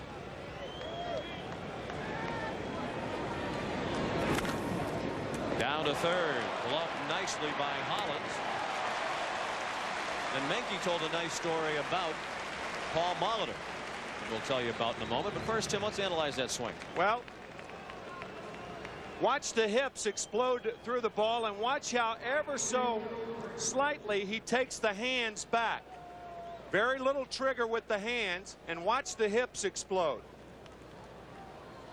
He throws the hips at the ball. Gene Tennis talking about a lot of people not realizing how big Molitor is. He doesn't look frail, but he looks thin. He has got a big frame and a big upper body. He is much stronger than a lot of people think. Joe Carter sent it out of play. 1-1. Dennis Menke told the story of Paul Molitor when they were together that 1 year in the minors. He said Molitor had in his agreement coming out of college he'd play 3 weeks at single-A. Then he was guaranteed promotion to the Triple-A club. But the single-A club in Burlington got off to a good start. Paul said, I'd rather stay here and help this team win. And Burlington went on to the Midwest League Championship. Molitor was the league MVP, and he never saw Triple-A. He started the next year with the Brewers in the major leagues and has been a major leaguer ever since.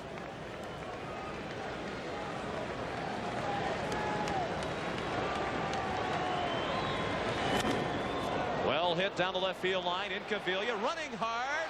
Great catch. Welinke says I'm a better defensive outfielder than I'm being given credit for. And he's on a mission to prove it. He's made a couple of terrific catches in the postseason. 1, 2, 3 go the Blue Jays in the 5th.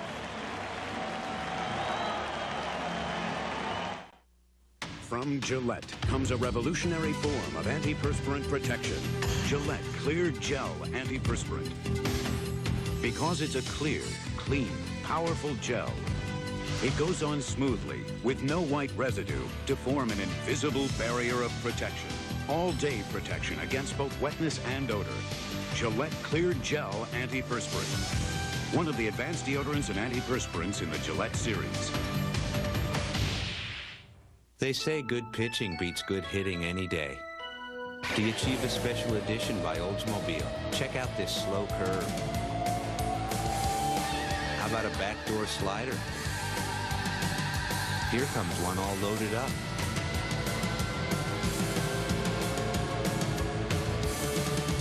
Yeah, and here comes the money pitch. It's your call. To help relieve her heartburn, Original Rolaids uses an aluminum salt.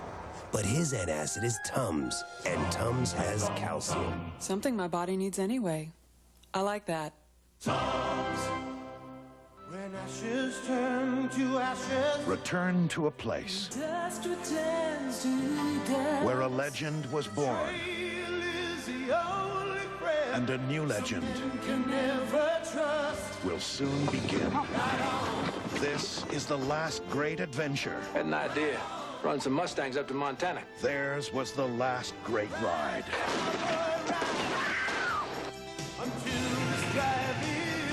Anybody hits this herd, be hanged.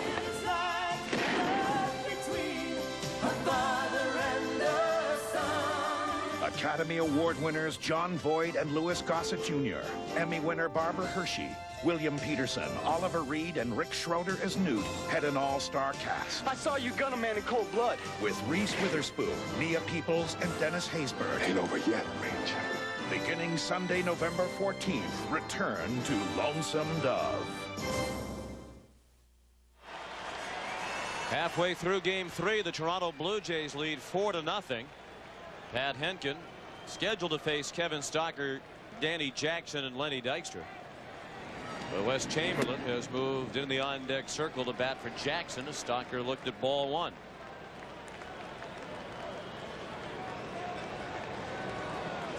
Kevin's 0 for 1 tonight. Bounced to second in the second. Henkin has worked nicely out of a couple of jams in the first and fourth innings. He worked 1, 2, 3 frames in the second and third.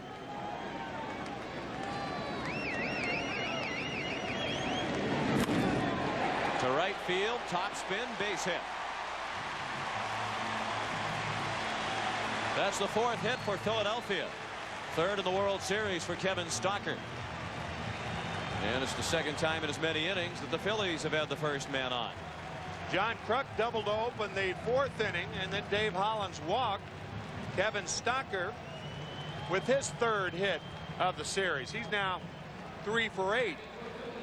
I think the reason Jim Fragosi's going to Wes Chamberlain here is that Milt Thompson, a left-handed batter, is a low ball hitter, and Henkin, when he throws the fastball, has been keeping it up around the letters of the Phillies hitters. So Danny Jackson's night is finished after 5 innings. Double play ball to second. Fernandez turns it. So Chamberlain, making his first World Series appearance, went up there and swung at the first pitch and bounced into a 4-6-3 double play. Swinging at the first pitch is fine when you have 4 at-bats a night. There are different schools of thought about whether a pinch hitter should come off the bench swinging. Obviously, if it's a fastball, go to hacking. But this is it looked like an 0-2 pitch to Chamberlain. The ball off the plate, a slider, and he grounds into 2. Now Dykstra, who was 0 for 2 tonight, struck out in the first, bounced to first in the third.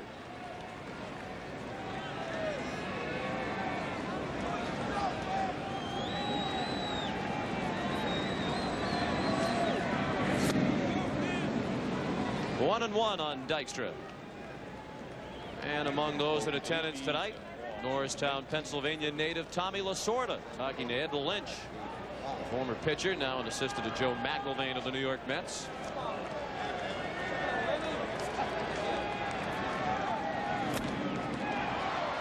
Routine fly to center. And White puts it away. That ends the inning after 5, 4-0 Toronto.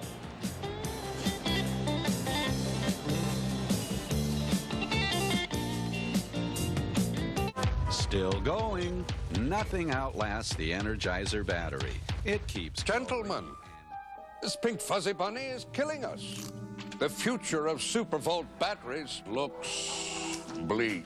And the latest attempt to develop our own mascot, the Supervolt Weasel,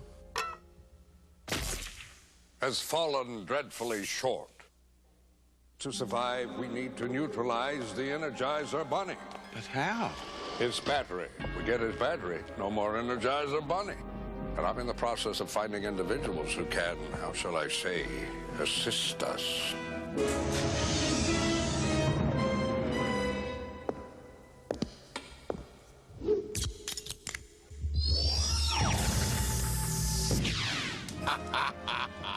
Say goodbye, Mr. Energizer Bunny.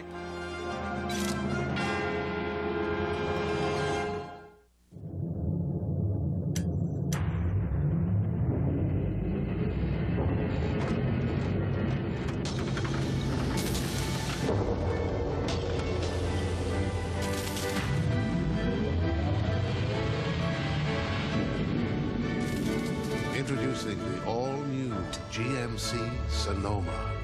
We've packed everything we know into this one, Sonoma from GMC Truck. Laura Glenn is being dragged down by a tough cold, but she's about to break free with an effervescent rush of relief. Alka-Seltzer Plus cold medicine. Pills take time to dissolve, but Alka-Seltzer Plus is ready the moment you take it, rushing powerful medicines to soothe your aches, relieve your runny nose, free your breathing. Nothing rushes relief like Alka-Seltzer Plus. Get out your game cards. It's time for the Budweiser World Series Classic Play. Game 3, 1989. San Francisco and Oakland combined for a World Series record 7 home runs, powering Oakland to a 13-7 victory. 7 home runs. Write it down. You could win $100,000 from Budweiser. Sean McDonough with Tim McCarver, Pat O'Brien and Jim Gray at Veterans Stadium in Philadelphia. Game 3 of the World Series. You're looking at Mike Piazza, who just completed a brilliant rookie season with the Los Angeles Dodgers, already named National League Rookie of the Year by Baseball America. And I imagine every organization that hands out a Rookie of the Year award will honor Mike Piazza. Ben Rivera is the reliever for Danny Jackson. Danny Jackson going 5 innings and giving up 4 runs on 6 hits. Ben Rivera has not pitched in 12 days. The last time he worked was 2 scoreless innings against the Atlanta Braves in the 2nd game of the National League Championship Series 12 days ago. Check that, he gave up 1 run in that game. A home run to Terry Pendleton. Roberto Alomar looked at ball 1.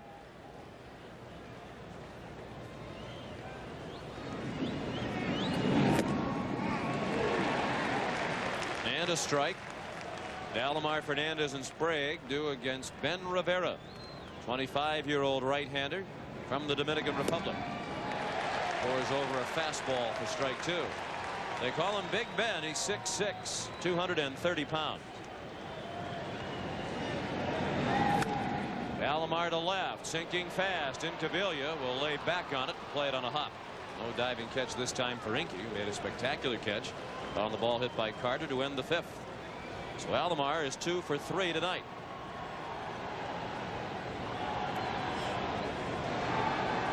And that'll bring up Tony Fernandez, who's from the same hometown in the Dominican Republic as Ben Rivera, San Pedro de Macorís. And Fernandez had an infield hit his last time up. He's 1 for 2. 7 hits now for Toronto. They're out hitting the Phillies 7-4. Danny Jackson worked 5 innings, allowed 4 runs, all earned on 6 hits, including the Molitor homer. Danny walked 1 and struck out 1. He threw 89 pitches. Alomar runs, the pitch, a ball, the throw.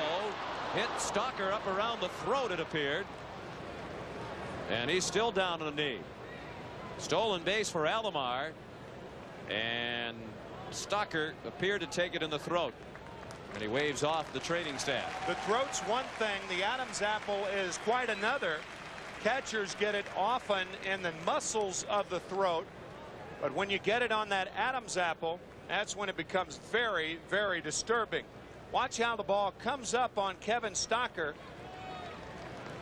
Kind of rolls up the body and pops him right in the neck.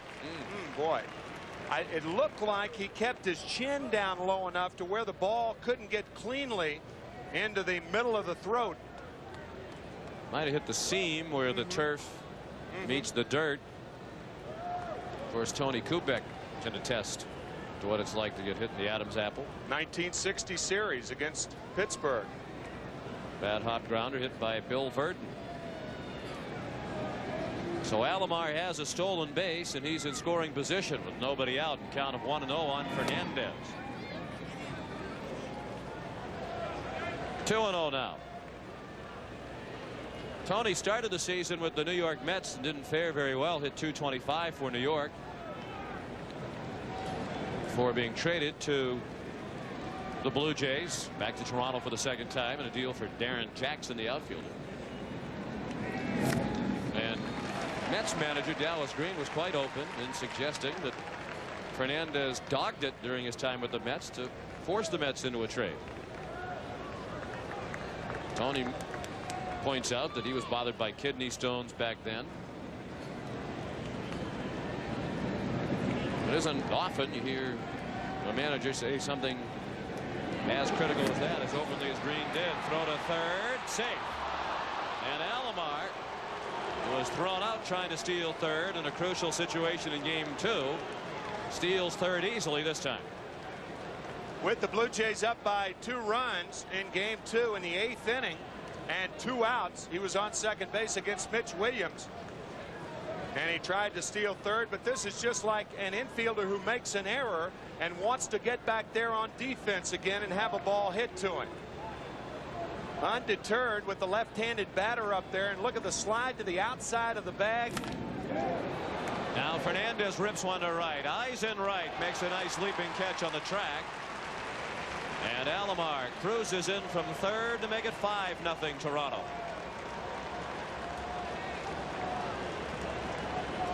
Third RBI of the series for Tony Fernandez. We're at Veterans Stadium in Philadelphia for Game 3 of the 1993 World Series. Toronto leads 5-0. The Blue Jays jumped out early to a 3-0 lead in the first inning. Ball game delayed at the start, an hour and 12 minutes by rain. And Sprague a foul ball for strike 1. He's 0 for 2 tonight, now 1 for 10 in the series. Jim Fregosi talking about teams with speed when they play the Phillies. He said teams with speed can push runs across. We have to pull ours across with the base hit. Roberto Alomar just pushed a run across. That is really the definition of manufacturing a run. Single, 2 stolen bases, and a sac fly.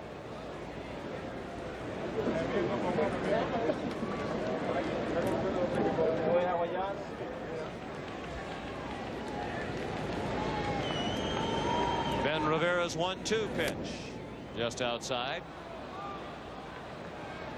2-2 on Sprague, whose wife Kristen Babb Sprague won a gold medal for the United States at the Summer Olympics in Barcelona last year in solo synchronized swimming. And I had to ask Ed about solo synchronized swimming. Kind of seems to be contradictory, an oxymoron perhaps, but it's being in sync with the music. Of course, that raises the question, how do they hear the music when they're underwater? Waterproof Walkman, perhaps. Perhaps. Our crack crew informs us they do pump in the water, the sound underneath the water. Sprague strikes out for the second out of the inning. Very light rain falling at the moment, just nuisance factor for those in attendance.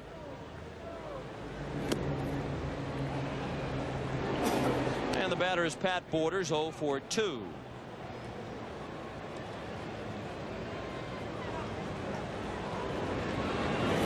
The 2 stolen bases in this inning by Alomar. Ties a World Series record for most stolen bases in 1 inning. This is the 8th time it's been done. Babe Ruth did it once back in 1921.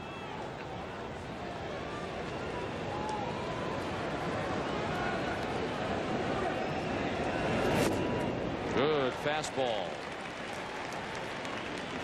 1921 was the last year that the World Series had a 5 out of 9 format. The best 5 out of 9 won the series.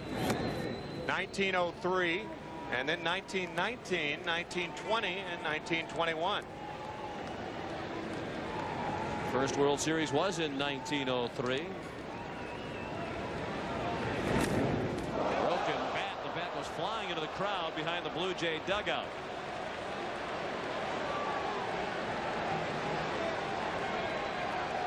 It appears that everybody's all right.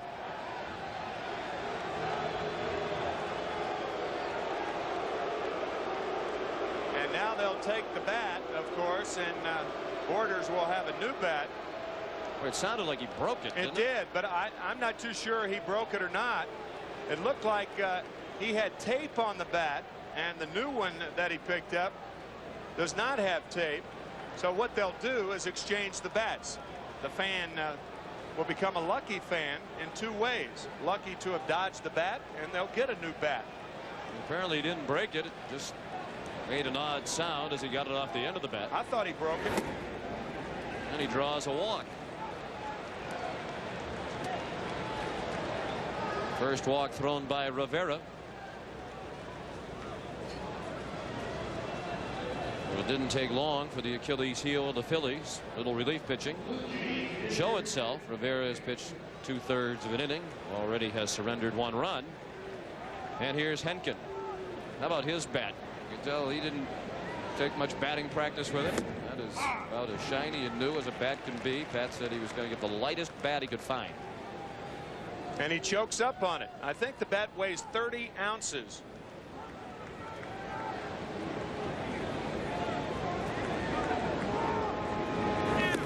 Mentioned earlier he played shortstop as a sophomore and junior in high school in Michigan. He said he realized he didn't have the foot speed to be a very good shortstop, so he concentrated on pitching as a senior.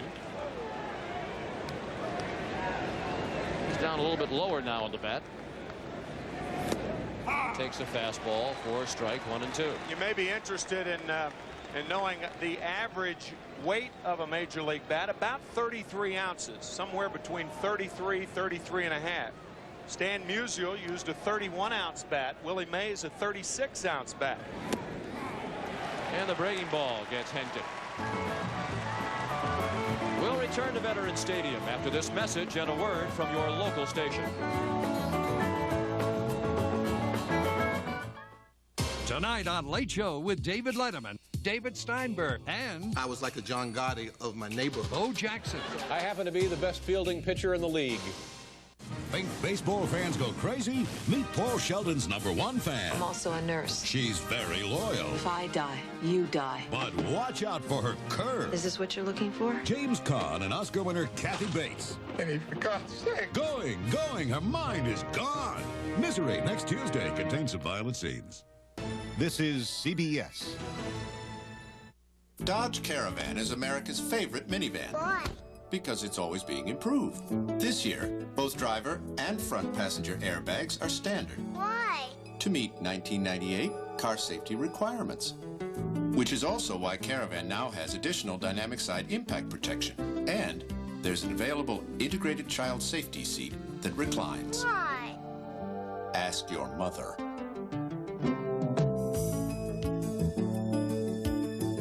I know. Say we didn't get the package. Martha! Tom! Did you get our package? Gee, it never got here. Really? Introducing tracking software from Federal Express. It was delivered to your place at 9:22 a.m. Ah!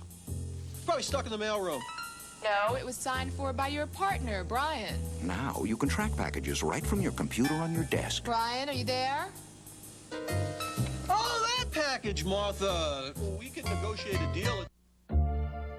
It comes specially equipped with dual airbags, cruise control, air conditioning, 4-speaker AM/FM cassette stereo, and power accessories like luxury sedans costing twice the money.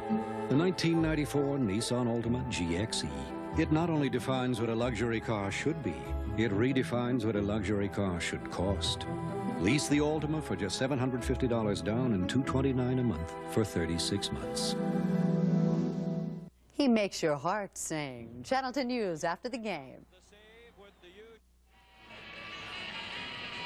Welcome back to Veterans Stadium as we head to the bottom of the 6th inning. I'm Jim Gray. I'm joined by Mr. Pat Henkin, and as you watch your son, Pat Henkin, on the mound, you usually don't watch him pitch. How come? I'm afraid I might jinx him. But I didn't jinx him today, did I? No, so far you haven't. You had an opportunity to meet with him during the rain delay. What did he tell you? I was down in a tunnel just before we came up here, and he motioned to me to come over. And he said, Dad, is this great or what? Oh, wow. I can't believe it. Incredible. You're extremely nervous, aren't you, watching your son? I'm getting better. I'm all right. I'm all right. I'm all right. Mr. Henkin, thanks for joining us. Sean and Timmy? One proud dad, you'd have to say, wouldn't you? Well, I'll say. They talk regularly, do Pat Henkin Jr. and Sr. Mariano Duncan looked at a strike. He singled in the first inning, fly to center in the third. In fact, it's been a routine every 5 days or so for the last 8 years. Pat Henkin talks to his dad before or after every start that he makes. Henkin had thrown 70 pitches through the first 5 innings in pitching a shutout. 5-0 Toronto. We're in the 6th. Of course, Pat Henkin seemed to have the importance of pitching in the postseason in perspective during the LCS when he made the start against Chicago. His mother, Marcia, was not in attendance because Pat Henkin's only sister was due to give birth to her first child at any moment. And when Pat Henkin was asked about the importance of his start against the White Sox and the birth of his first nephew, he said, "I think my sister having a baby is more important than me pitching. You've got to remember, this is just a game."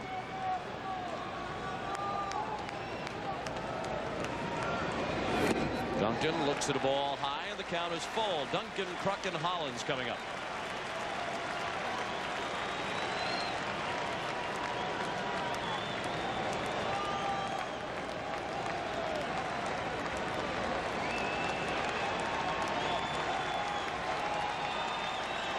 Henkin has only walked one. That was Hollins in the fourth. Duncan fouled the 3-2 away. And with a 5-run lead, pitchers and catchers are trained. Do not walk the leadoff batter. You don't want to do that at any time, but particularly when you have a 5-run cushion. Throw the ball right down the pipe. You'll see Borders. He's sitting right behind the middle of the plate, and he'll want a fastball, and he's trying to tell Henkin to keep it down. I don't even think he gave him a sign.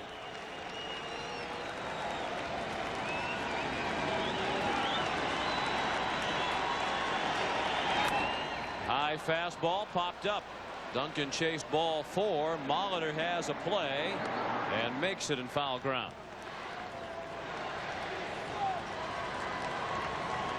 Molitor knocked in the first 2 Toronto runs in the first inning with a triple that drove in Ricky Henderson and Devon White. Molitor scored on a sacrifice fly by Joe Carter.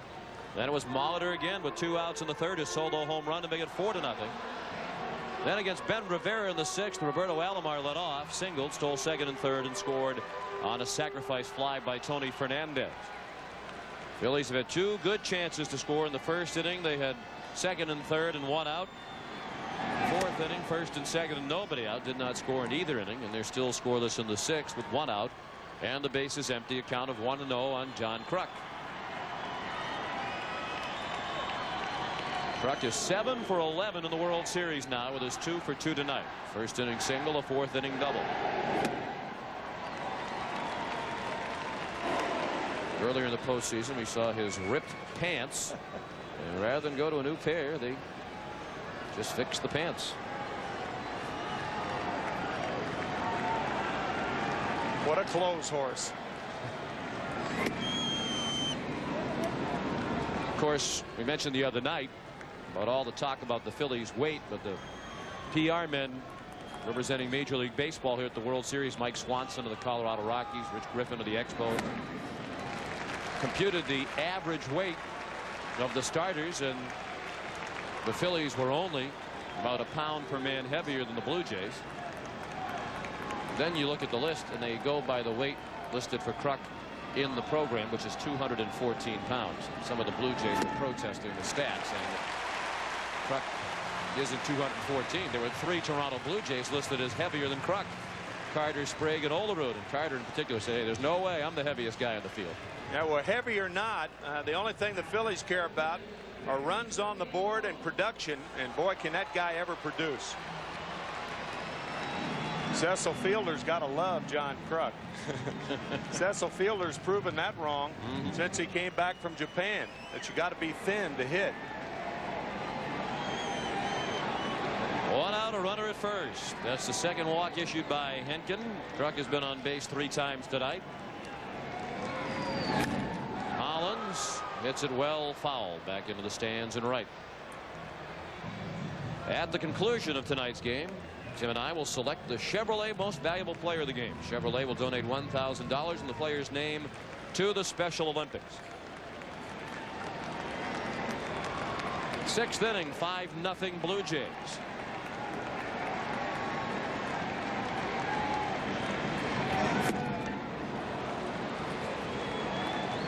Two. There's Mitch Wild Thing Williams, who saved game 2. He's in the dugout right now. Usually short relievers don't even go to the bullpen until the middle of the 7th inning. They sit in the dugout until then. Williams realizes he's not going to be called upon until late in the game, if ever. 1-2 on Hollins. Darren Daulton is on deck.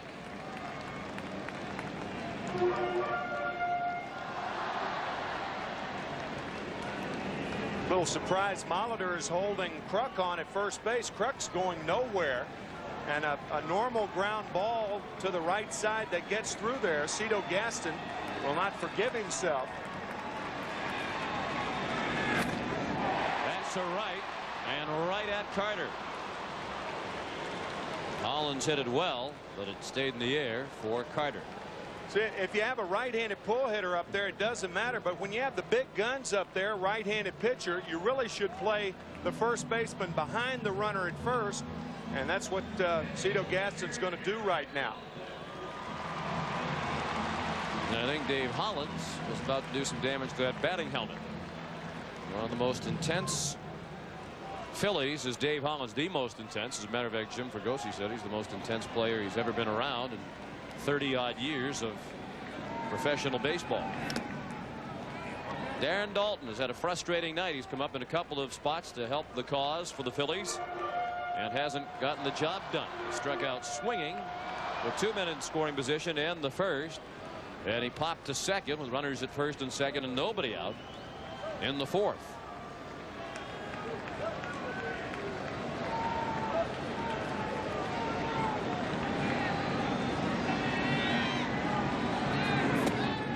The ball 2-0 on Daulton.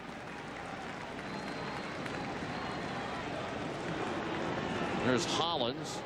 Takes on kind of a different personality when game time approaches. His teammates call him Mikey. Can't talk to Mikey. Nope. An hour prior to game time through the end of the ball game.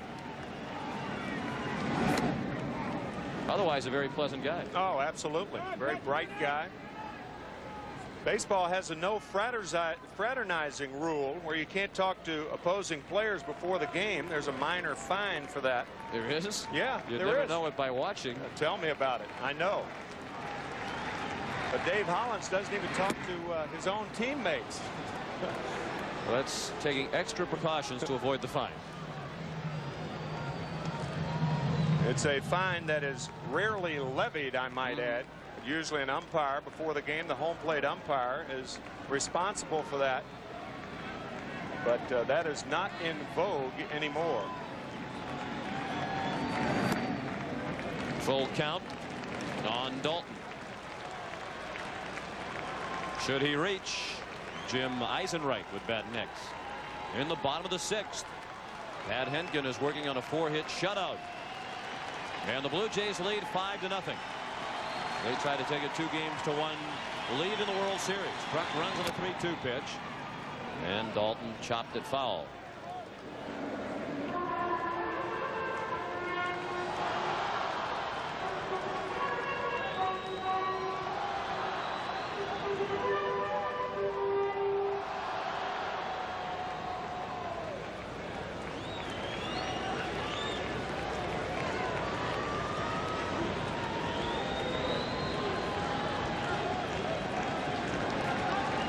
Noticed a couple of times in the World Series that Kruk still appears to be bothered by the bad back that plagued him at the end of the regular season and early in the series against Atlanta in the LCS. He runs again, and that's ball 4. 2 walks thrown by Henkin here in the 6th.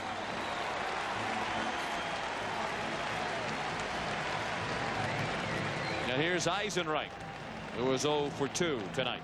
When you have a big lead, walks are worse at times than hits, because by putting guys on, what that does is it makes the pitcher more conscious of throwing strikes, and somehow he seems to find the fat part of the plate more often than not. And then the big hit can make it a new ball game in a hurry.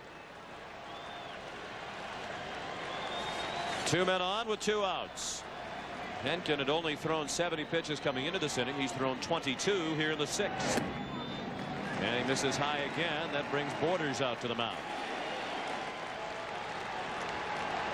A look back at game 2, 3rd inning. Jim Eisenreich against Dave Stewart with a 3-run homer, capping a 5-run inning.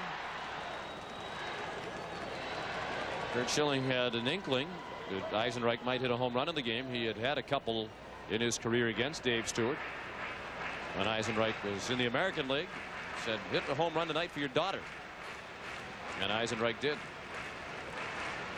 Galen Cisco, pardon me. Cisco out to talk to Hentgen, and probably about that very thing. I mean, one pitch in the fat part of the plate to a guy with power, and Eisenreich certainly has that power. And we could see a different ball game here. Here's Danny Cox. He is the only pitcher on the Toronto staff that Jim Eisenreich hasn't faced.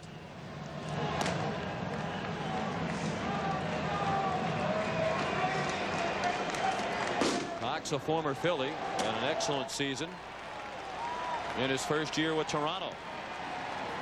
The 1-0 to Eisenreich. Up the middle, base hit past the diving Fernandez. And the Phillies are on the board as Kruk comes around to score.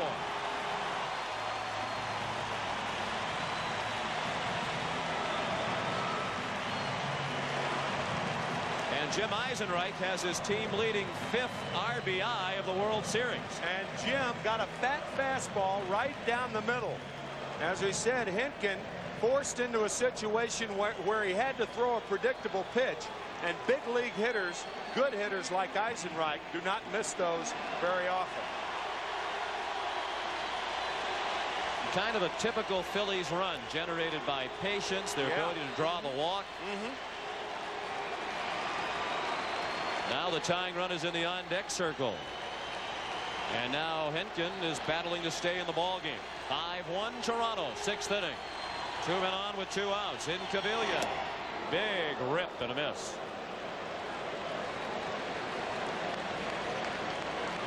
Hentgen struck out in Cavilla in the 2nd. And the last time Inky came up was in the 4th with runners at 1st and 2nd and 2 outs, and he flied to center. The head went flying out at the breaking ball, 0-2.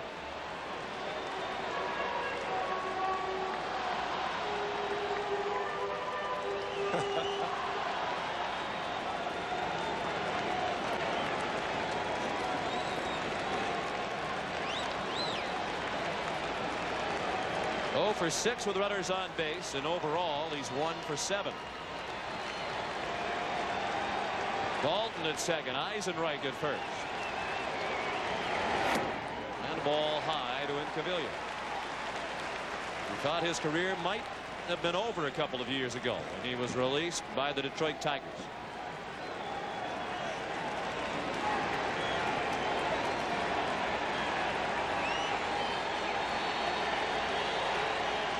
The 1-2 struck him out on a breaking ball. So Hentgen gives up 1 but gets out of another jam. And after 6, the Blue Jays 5 and the Phillies 1. Chevy announces a breakthrough.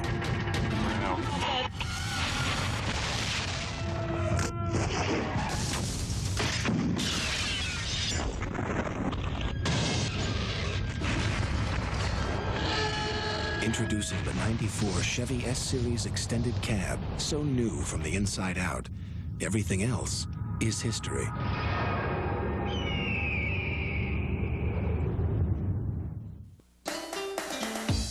I finally made it to the big leagues. And my first game, we get the call. And I'm thinking, how lucky can a guy get?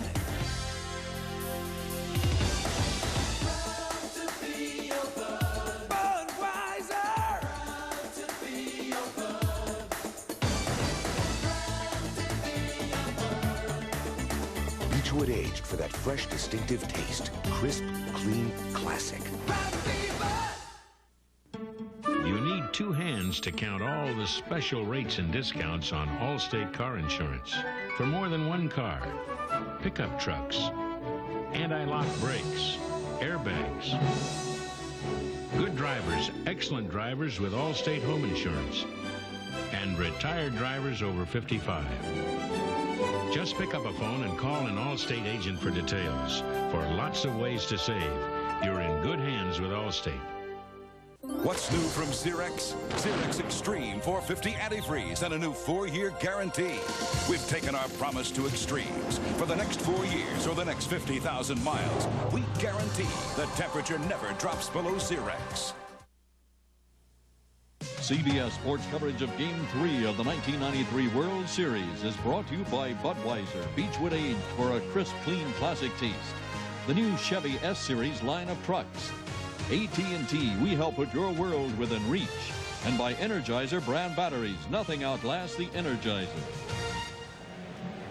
On to the 7th inning here at the Vet in Philadelphia. John Olerud has been a spectator to this point, but it's certainly possible he could be in the game soon with the Blue Jays leading in the 7th inning. The last batting champion who led his league in batting average, who did not start a World Series game, was the man you saw, Chick Hafey, who did not start Game 7 of the 1931 World Series. There hasn't been a batting champion who's been in the World Series since then, who's failed to start a World Series game.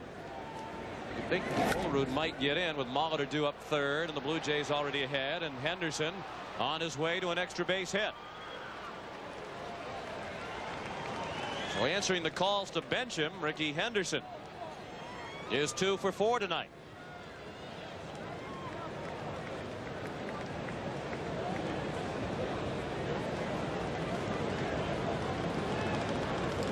I think the point Cito Gaston was trying to make by continuing to play Ricky Henderson was that if you're going to get him, you got to keep him and play him. I mean, the reason you got him was to help your team not only get to postseason, but once postseason started, to continue to play Ricky Henderson. He is too much of an impact player to sit down, and you may expect a bunt here from Devon White. Foul ball, pass first.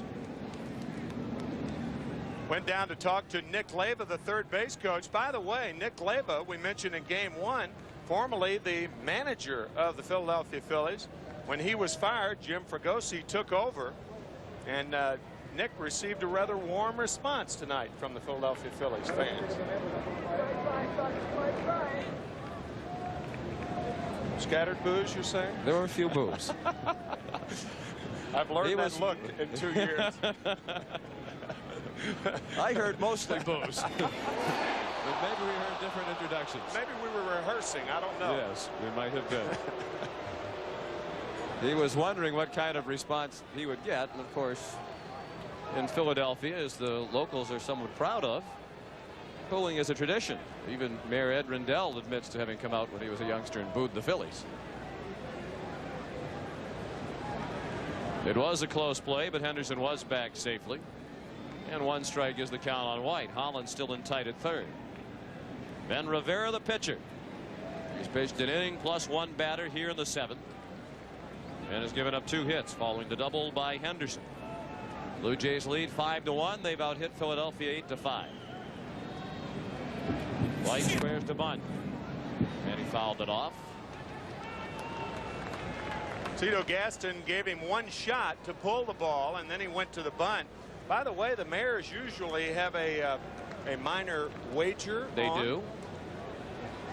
On this World Series, they're betting baseball equipment, about $1,500 worth, between Philadelphia and Toronto. And Ed Rendell says, well, even if we lose the bet, we'll just send the equipment Atlanta's sending us up to Toronto. So he looks at this as a double or nothing proposition.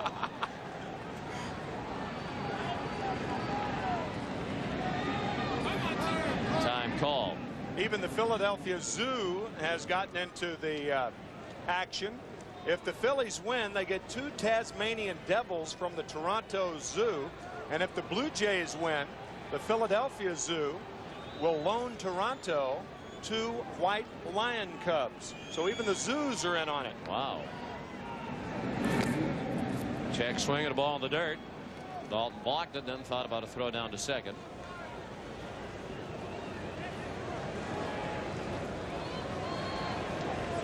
Nice play by Darren Dalton. See how he turns that over? Just like a pizza pan. rotating the mitt from receiving a high pitch to a low pitch.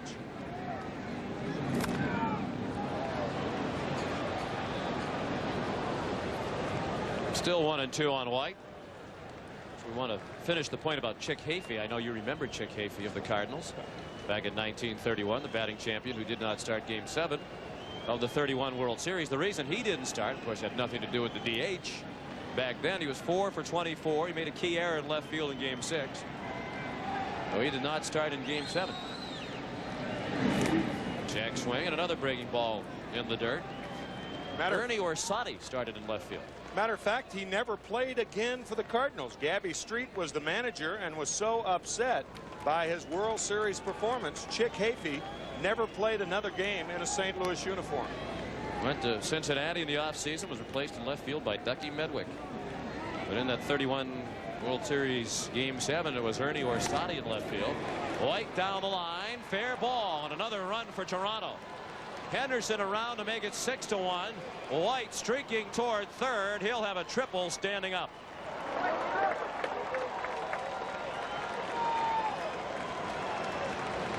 So Devon White continues to have a big series. As his first hit tonight, his 4th in the 3 games, and his 3rd run batted in. That's after 12 hits in the ALCS.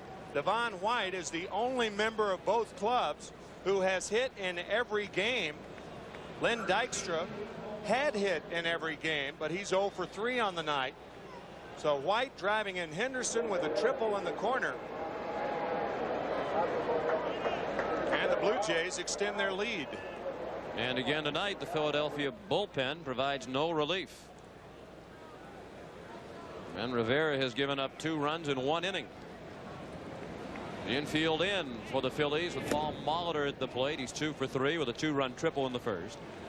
And a solo homer in the third. He bounced to third his last time up. He has scored twice and has driven in 3.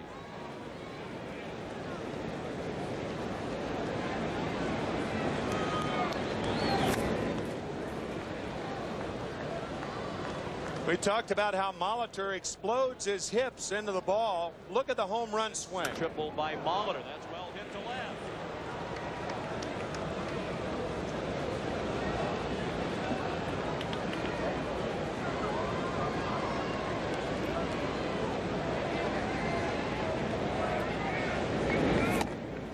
Up and in, 2-1. 6-1 Toronto in the 7th inning.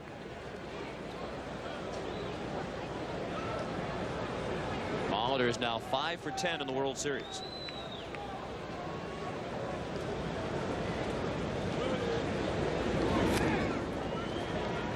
Did you know that Ernie Orsatti, who went in for Chick Hafey, was only 5'7", 145 pounds? No, I did. And appeared in Buster Keaton movies. When he wasn't playing baseball. He went 0 for 3, but the Cardinals did win without Chick Hafey in Game 7. For those who are wondering about the rest of the story. And that probably includes 3 or 4 in our viewing audience tonight. Full count now on Molitor.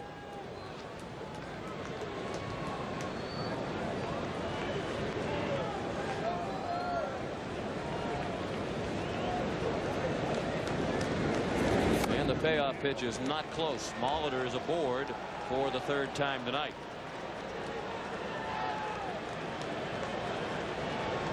There is action in the Philadelphia bullpen, and Dalton and Duncan go to the mound to buy time for Bobby Thigpen, who was up very early when Jackson had a tough time in the first couple of innings. The way this inning is going, in all probability, the number 3 spot will be up again, probably in the 9th inning, which means that Molitor could hit again. But I would think with a 5-run lead and the chance for another big inning here that Cito Gaston will be thinking more about defense and insert John Olerud in the bottom of the 7th inning.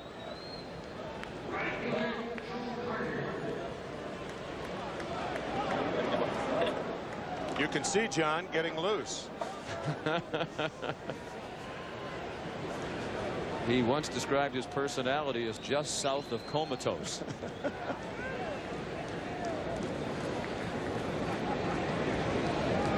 Joe Carter looked at ball 1 low and away. Excellent backhanded stab by Dalton with the runner at third.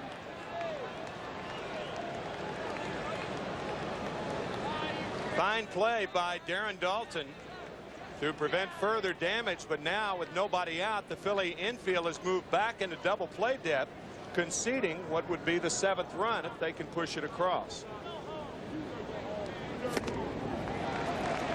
A ball and a strike on Carter, who's 1 for 2 with a single and a sacrifice fly tonight.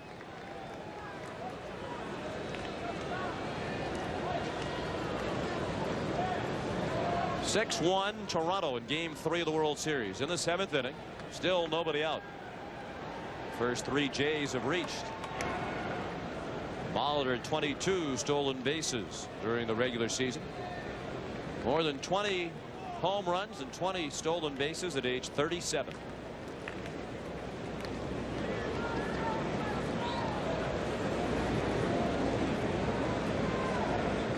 He's the oldest man to do that.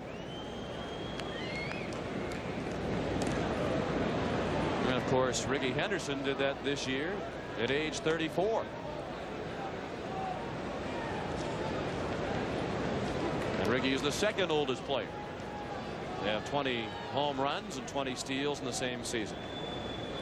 And Tommy Craig, the excellent Blue Jays trainer, putting a bandage on the leg of Ricky Henderson.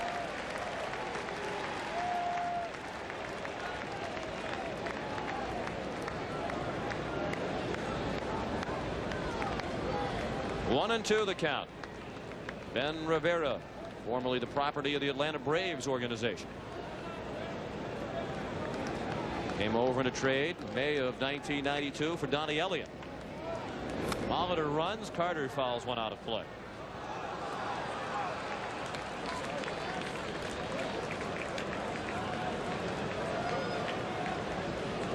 Molitor in his first year with the Blue Jays after 15 in Milwaukee. His manager his last year in Milwaukee was Phil Garner. Garner said if Molitor had played in a major market for all those years, under high visibility and media scrutiny, he would be considered the best player in the game.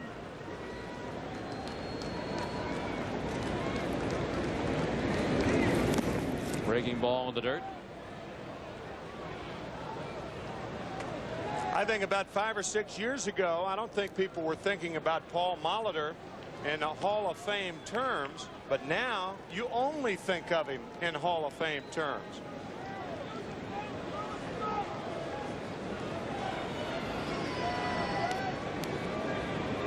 And he's under contract to the Blue Jays for 2 more seasons.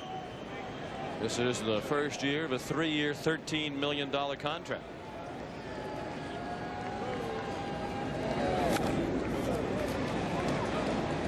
Still 2-2 on Carter.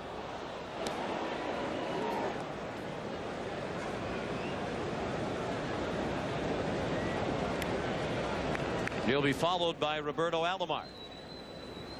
Here in the 7th, pace has slowed with Rivera in trouble since the inning began.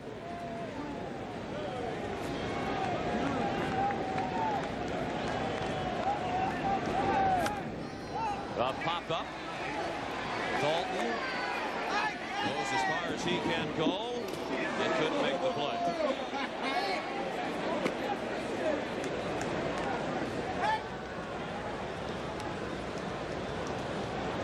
Daulton found the ball through the mask and ran out of room. You can actually go in the dugout to catch the ball. Matter of fact, if you have it in your mitt and anyone touches you and you drop the ball as a result, the batter is out. There's been a lot of talk about the length of the games. This has been a 5-minute at bat for Carter. He's only seen 7 pitches. He strikes out on the breaking ball in the dirt.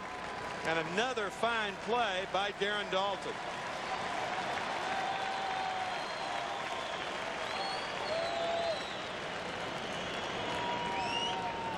Nice play by Daulton as he smothers the slider to keep not only a run from scoring, but Molitor from going to second. That's the first out of the inning. And 3rd strikeout for Rivera, who's pitched an inning and a 3rd. Von White, the runner at 3rd. Paul Molitor is aboard at 1st. In the 7th, the Blue Jays lead 6-1. They've led throughout after taking a 3-0 lead in the top of the 1st. Roberto Alomar is 2 for 3. 2 singles, 2 stolen bases, and a run scored tonight for the All-Star and Gold Glove winner at second base in the American League.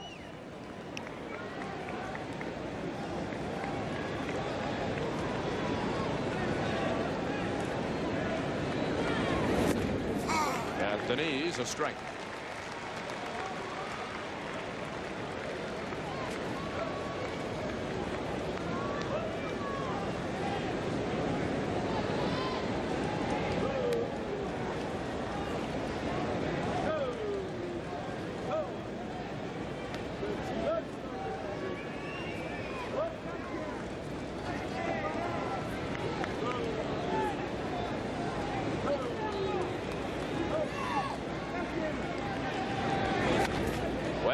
Base hit right field, and another run for Toronto as Devon White is in from third to make it 7-1. Molitor to third on the play, and Roberto Alomar has his third hit of the night, his third RBI of the World Series. And here comes Jim Fregosi. He's consulting with Mark Johnson. He's probably going to make a double switch, and he will, as he has Milt Thompson trotting onto the field, and he'll take over for Pete Incaviglia in left, and there will be a pitching change as well. We're in the 7th inning. The Blue Jays lead 7-1. They're up to 10 hits now, and Bobby Thigpen will be the new pitcher. We'll return to Veterans Stadium in Philadelphia right after this.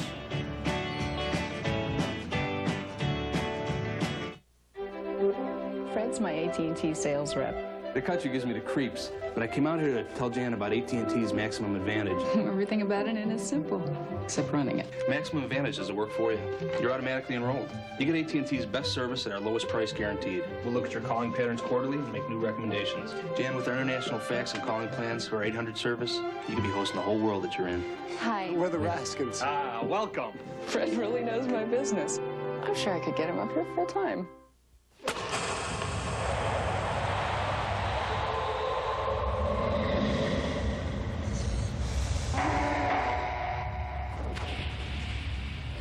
When I slide into home, it's like 2 trains colliding.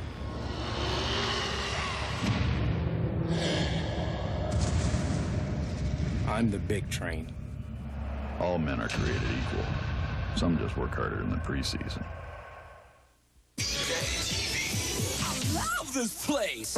It's the new Burger King Everyday Value Menu with big Flame World burgers for only 99 cents. I can't do it myself for 99 cents. Your favorite Burger King foods at new lower everyday prices, like the Croissant Combo served hot and fresh for $1.99. Check your Burger King Everyday Value Menu and be sure to try the delicious Flame Broiled Whopper Combo for $2.99. That's great news for my pocketbook. Value every day. Have it your way. You're gonna want to come back every day. When the doctor told me to come in right away, I was scared. This burning pain was real. Was I relieved when my doctor said Mylanta? For heartburn, Mylanta is the antacid doctors recommend most. My doctor said Mylanta. What tire do you trust in the wet? A tire that removes over 2 gallons of water per second from under the tread. The all-season MX4. Another engineering splash from Michelin. Another highlight from Game 3 of the '69 series. 2-strike delivering. Here's a fly ball to right center field. Deep in right center. Jamsky with A.G. A.G. dives. And he makes the catch. That was in the 7th inning. The second terrific catch of the ball game by Tommy Agee. Bases loaded and 2 outs. That was a catch on a ball hit by Paul Blair. Nolan Ryan got the save in that ball game. And here's Bobby Thigpen, who did not record a save in 17 games with the Phillies. He came over in a midseason deal for Jose De Leon. And his first pitch, a ball to Tony Fernandez. It was a double switch. Milt Thompson now in left. Thompson will bat in the number 9 spot, and Thigpen would hit in the number 7 spot. Incaviglia made the last out of the inning, so Thigpen would be scheduled to hit 9th. in the 7th inning. And that's how it looks on the lineup card. Stocker scheduled to lead off when we go to the bottom of the 7th. Still only one out in the top of the inning. 2 runs in. The Blue Jays have built a 7-1 lead. By the way, Sean, you talk about that 1969 series when the Mets beat the Baltimore Orioles in 5 games. A gentleman who recorded the save in game number 2 was Ron Taylor, who is the team physician of the Toronto Blue Jays now. Ron Taylor, also a teammate of mine on the 1964 world champion St. Louis Cardinals. So he's no stranger to a ring. Fernandez at the plate with runners at first and third. Paul Molitor is the runner at third base. And Roberto Alomar being held on by John Kruk at first.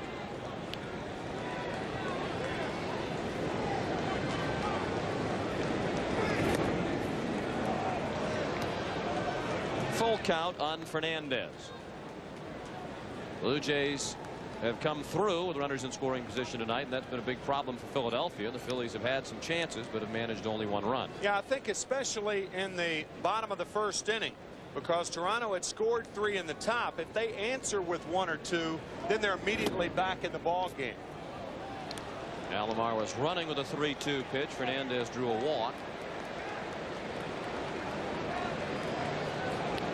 This has been the problem spot for the Phillies all year long, middle relief, and it hasn't been for lack of trying different options.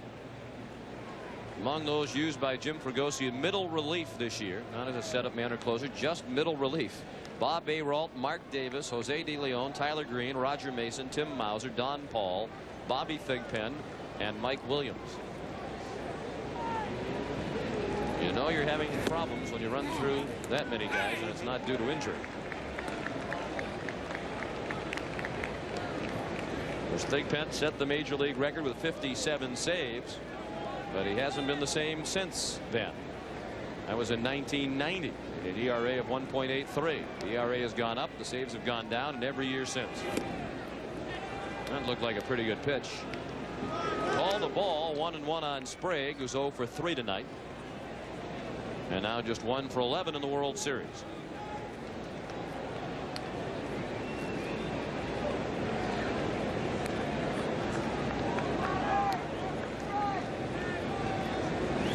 When White Sox general manager Ron Schuler made the trade and he sent Thigpen to Philadelphia, he said it's not beyond the realm of possibility that Thigpen could return to his previous form. Thigpen got a break there. Yes, indeed. 1-2 the count. He said every now and then the velocity is good. There's good movement on the slider. And it's just been sporadic in recent years. Good movement on that pitch to deep left. Thompson the catch, and Molitor comes home from third. It's 8-1 Blue Jays. Ed Sprague has his first RBI of the World Series. And Molitor has scored for the 3rd time tonight.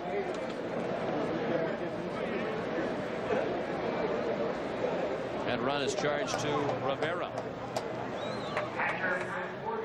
I wonder if Cito Gaston is tempted to play Paul Molitor tomorrow night. He said he wouldn't, but after this performance tonight, how do you sit him down?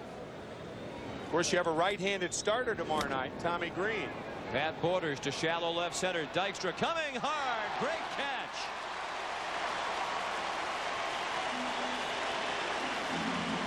And that saved at least 1 run for Philadelphia. The Blue Jays get 3 in the 7th, and at the stretch they lead 8-1.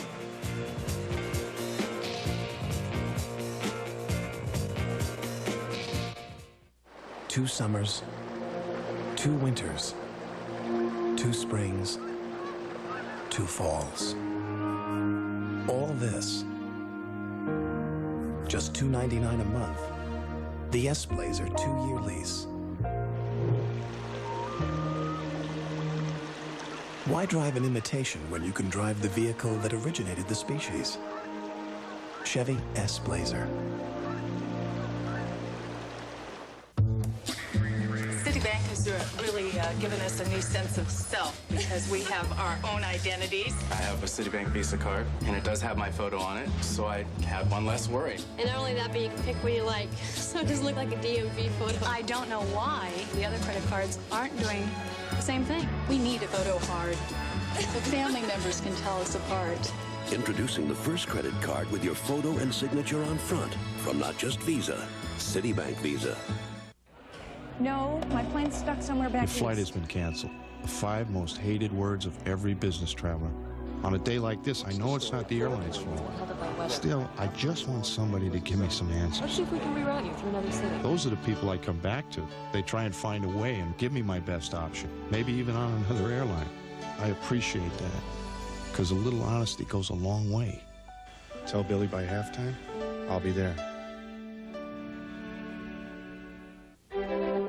Fred's my AT&T sales rep. The country gives me the creeps, but I came out here to tell Jan about AT&T's Maximum Advantage. Everything about it is simple, except running it. Maximum Advantage does the work for you. You're automatically enrolled. You get AT&T's best service at our lowest price guaranteed. We'll look at your calling patterns quarterly and make new recommendations. Jan, with our international fax and calling plans for our 800 service, you could be hosting the whole world that you're in. Hi. We're the Raskins. Ah, welcome. Fred really knows my business. I'm sure I could get him up here full time. All those who love great comedy say oi, oi. The Nanny premieres Wednesday, November 3rd on CBS. The Philly Fanatic in action earlier with the strains of Whoop, There It Is, which is becoming a popular refrain around sports, including here in Philadelphia. There are different versions of this song. You can hear that this one has been tailor-made for the Phillies. Doubtful that Whoop, There It Is will ever be played by the Philadelphia Orchestra, however. No. But in some versions it's Whoop, There It Is, or Woomph. But here it's Woot with a T on the end. Just thought you'd like to know. Maybe it's the accent. Which version do you go by? Whoop. You're a Whoop guy? W-H-O-O-M-P. Whoop.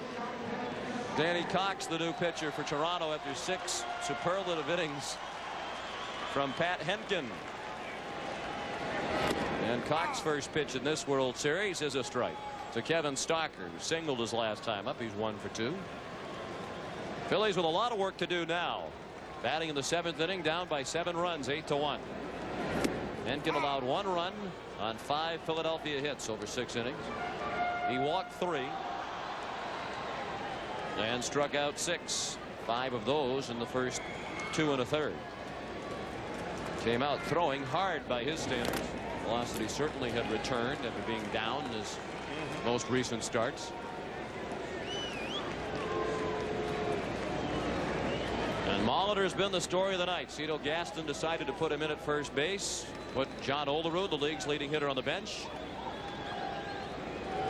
And Molitor certainly made the manager look smart. He has 2 hits, a homer, and a triple. He's driven in 3 runs and has scored 3. Stocker strikes out. Game 4 tomorrow night here at the Vet. 8 o'clock Eastern time, with the first pitch scheduled for 8:12. Lenny Dykstra will be looking out at Todd Stottlemyre tomorrow night. Both teams will use 4 starting pitchers in this World Series. Tommy Green will go for Philadelphia. Milt Thompson up for the first time tonight. He appeared in game 1 and went 0 for 3.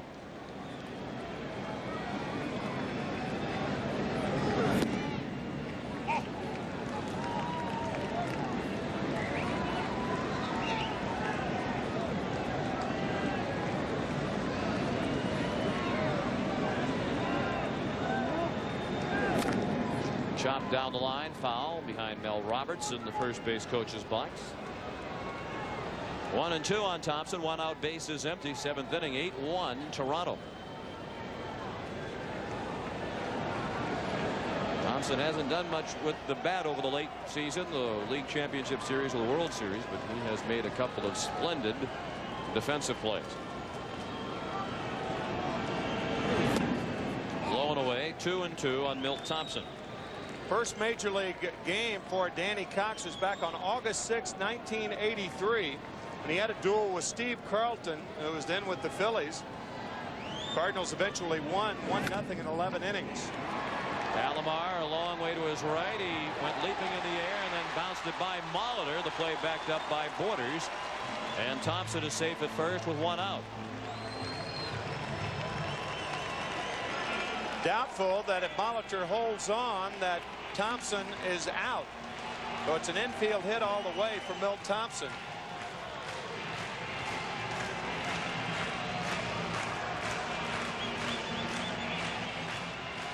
And even though Molitor couldn't come up with it, it didn't prove costly as Borders hustled down the line. So the Phillies have 6 hits now. A runner at first with 1 out for Lenny Dykstra, who is 0 for 3 tonight. They're now 3 for 11 in the World Series.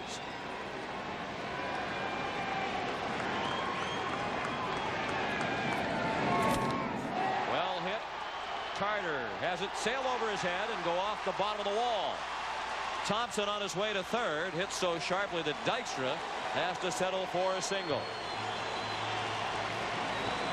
And that's the 12th consecutive postseason game with at least 1 hit for Lenny Dykstra. So good hitting by Dykstra. Thompson goes to third easily, but watch the play by Joe Carter, playing the carom perfectly, and he holds Dykstra to first base. The Phillies did come from behind. They were trailing the San Francisco Giants 8-0 on April 26th. They ended up beating the Giants in that game. So this team's certainly capable of mounting a comeback. They got a long way to go, however. They do indeed. First and third and 1 out. 7th inning, 8-1 Toronto. Duncan a base hit. Thompson is in. Dykstra to second. It's 8-2. And Mariano Duncan continues to produce in the number 2 spot in the Phillies batting order here in the World Series. He's 2 for 4 tonight, has 6 hits in the 3 games. This is his first RBI. Up the middle, Dykstra forced to stop at second. And now what the Phillies are looking for is a blast. They have their big bats coming up. Their biggest bat in this series has been John Kruk, who will wait as Cox conferred with Borders.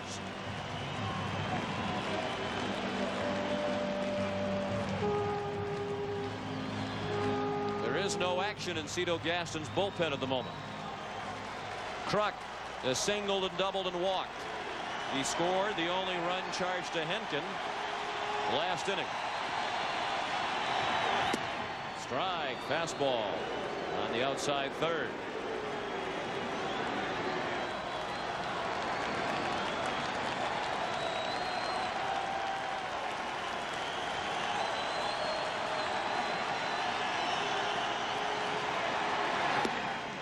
And that's just outside. 1-1 on Kruk. Dave Hollins to follow.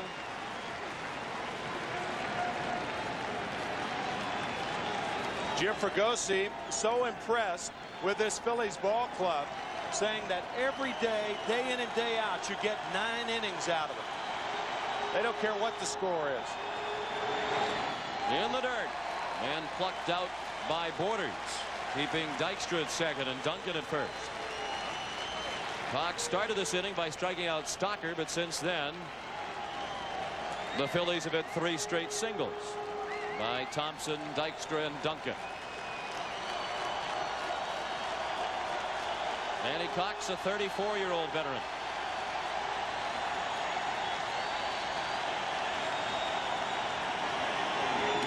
Low, 3 balls and 1 strike.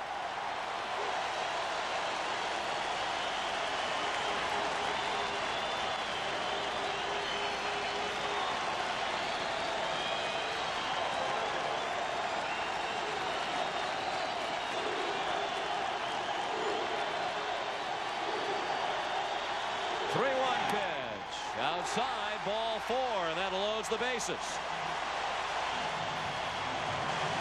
I think the obvious guy to have up right now and ready is Al Leiter. Remember, he won game 1, but nobody is throwing for the Blue Jays. And remember, tomorrow night Todd Stottlemyre is starting. And the implication from Cito Gaston talking to him on Sunday was that he's going to have Leiter fresh and ready to go if Stottlemyre gets in trouble. We kind of brought it up, and he said, yeah, that's exactly right. So that's one of the big reasons Leiter's not up tonight, one would think. You wonder, as Cox continues to struggle, why somebody isn't up in the bullpen. Yeah, right. They're stirring around out there, but there isn't anybody throwing. Hollins pops one out of play. Because now if you get a blast from the Phillies, even an extra base hit, then they creep a lot closer, and it may be too late to get the bullpen up. But it looks like Tony Castillo is up and throwing. He is, and he's thrown one warm-up pitch. Bases full of Phillies with one out. On the ground hard. Molitor, nice play to second. Back to first. Out at first. And the Phillies will argue the call. The double play gets them out of the inning. 3-6-1. And Molitor did his part like he's played first base his entire life. Close play.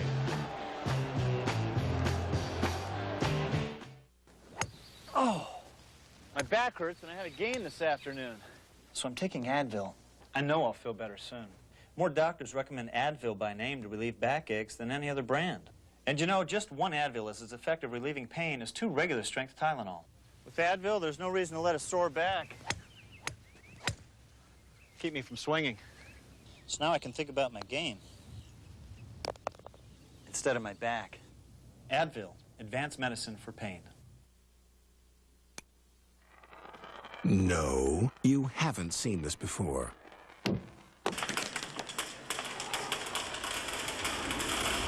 Introducing the tough new chip-resistant finish on the '94 Chevy S-Series. So new from the inside out. Everything else is history.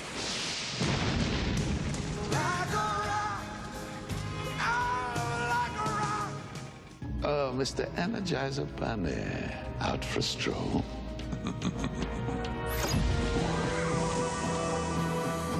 My matter desolidificator will put an end to your precious little source of power. Your hippity-hoppity days are over.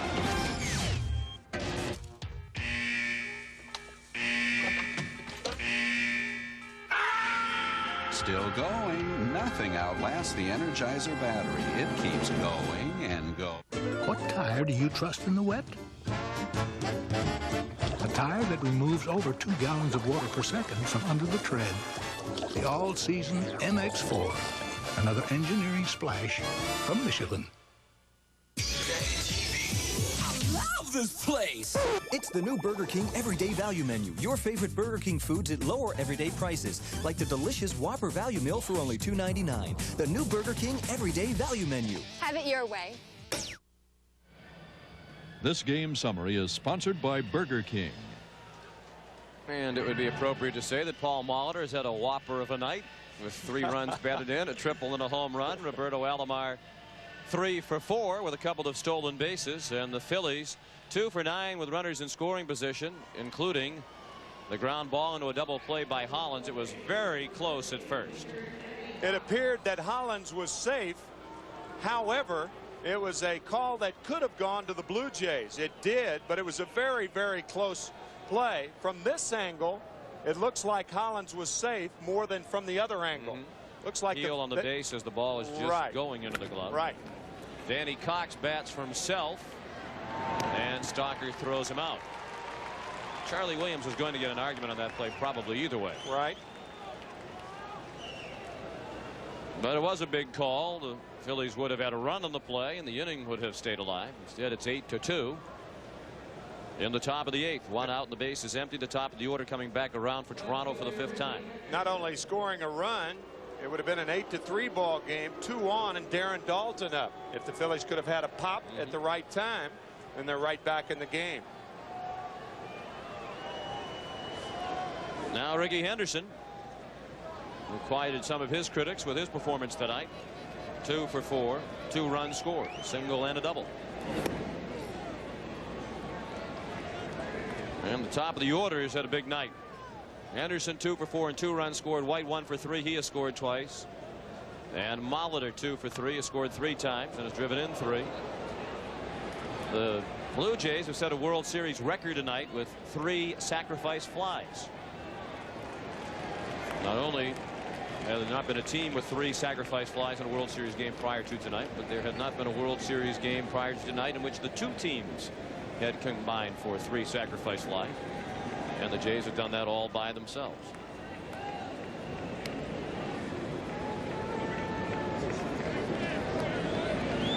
Dave Stewart, reason to smile with his club up by 6 in the late innings.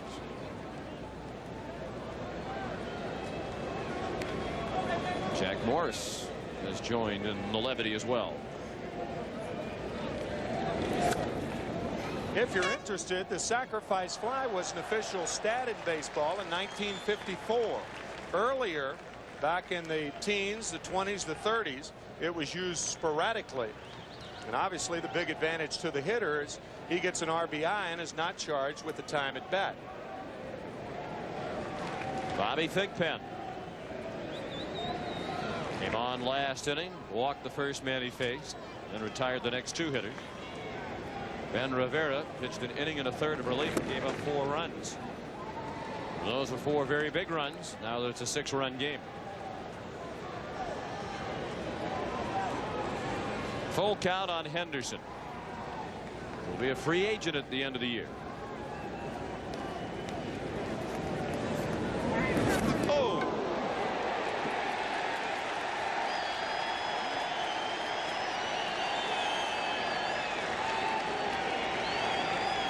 Well, you could hear that in your living room, and it sure sounded like it hurt.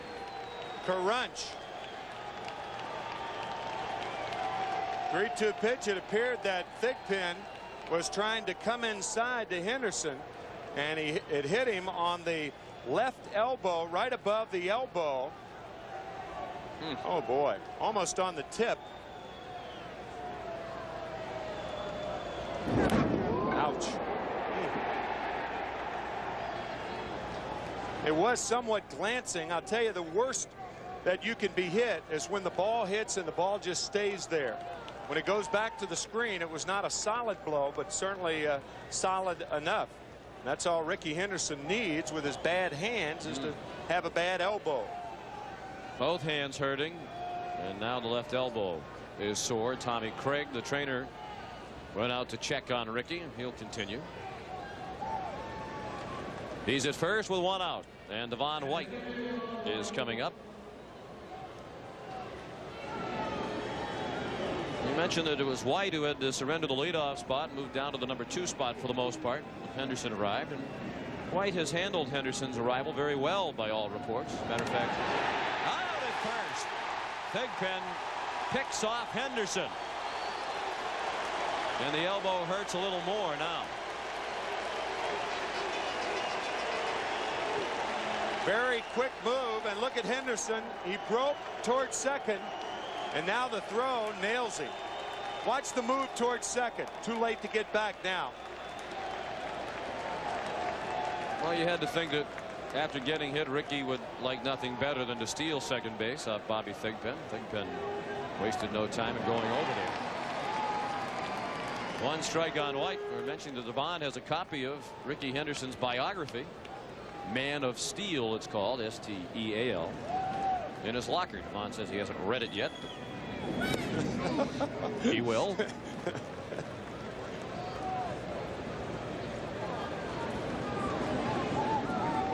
As we mentioned the other night, batting second, behind Henderson. White has seen more fastballs, and he's a good fastball hitter.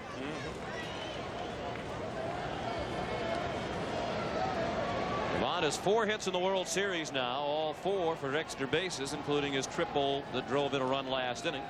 He scored last inning. He scored after walking in the first. He's 1 for 3 rather tonight, with 2 runs scored.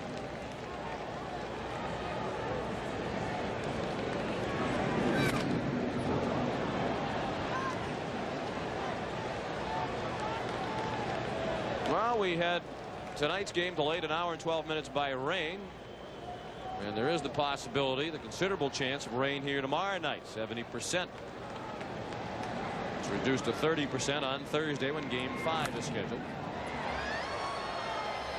It sure has been nice here throughout the postseason. We've been here for the games with the Braves and the last couple of days, yesterday and today. Today was a nice day until shortly before game time. Pleasantly warm. Into the 70s yesterday here. And Paul Molitor waits on deck.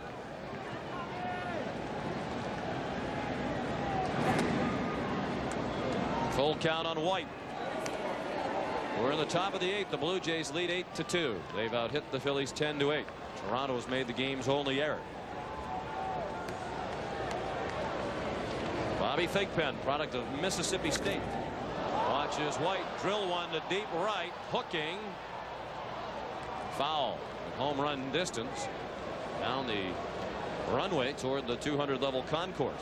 That's the way Bobby Thigpen used to hit them at Mississippi State. Batting behind Will Clark and Rafael Palmeiro. Jeff Brantley with the Giants on that team also.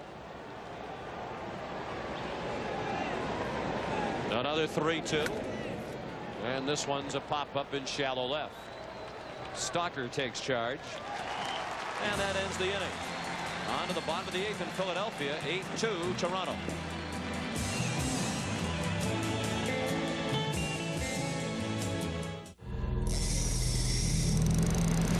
The Gulf of Mexico, where world-class fishermen like Jim come to battle the big boys. Jim, you got one.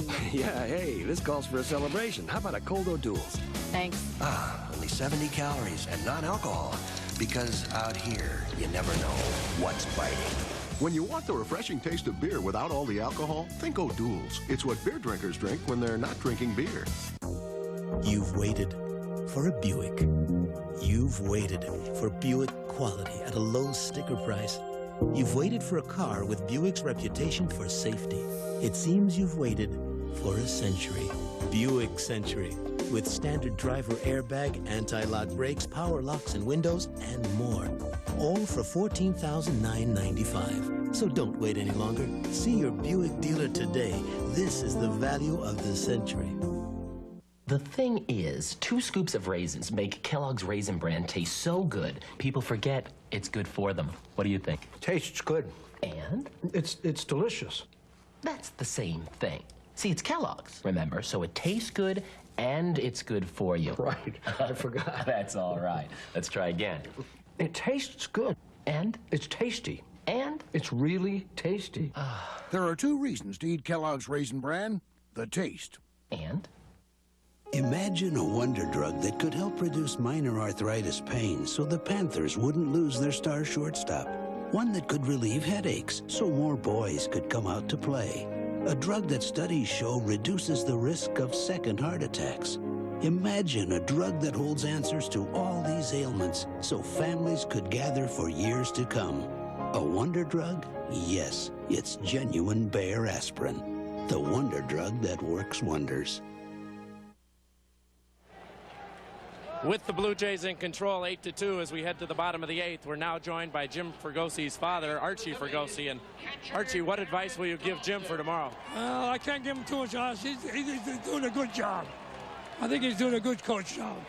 He tells us that you advise him and second guess him quite a bit. So I know you'll have something to say tomorrow. Well, I'll talk to him about the game today. But I can't give him too much coaching. He's doing a good job. What advice would you give him then? What will you tell him? Well, you don't want to say? That first inning, it was just a tough break. I can't tell you too much about that. Do you second guess him quite a bit? Sometimes, not too often. Are you the guy who taught him all of his baseball? Practically, I teach him quite a bit. Now, you had a big decision whether or not to come to these games because you had to give up your third base coaching job for Gailey's Bakery back there in San Francisco. How tough a decision was it? Well, it was all my life. I've been waiting for this, and it's my chance to do it. So I had to come to see these games. Did the team win without you? Well, I hope they did. All right, Mr. Fergosi, thank you for joining us. And I want his daughter's here, too. Wife and daughter. Good to see the whole Fergosi family. Sean? Thank you, Jim. Jim Eisenreich out on the bouncing ball to second. I'd be curious to know if Jim Fregosi second guesses Archie's third base coaching when he's in the box for Galley's Bakery out there in South San Francisco. Works both ways, doesn't it? I don't know if Jim Gray is still in the vicinity, but it does work both ways, one would think.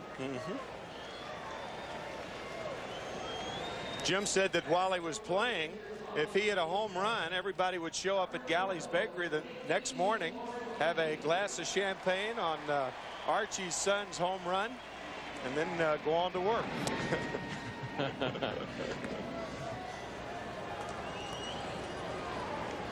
Mickey Morandini, the batter. He's up for the first time tonight. And Jim Gray off the air did pose the question to Archie Fregosi, and Archie says, yeah, Jim Fregosi has second guessed some of Archie's third base coachings. All's fair. 3-0 on Morandini. He's batting for Thigpen.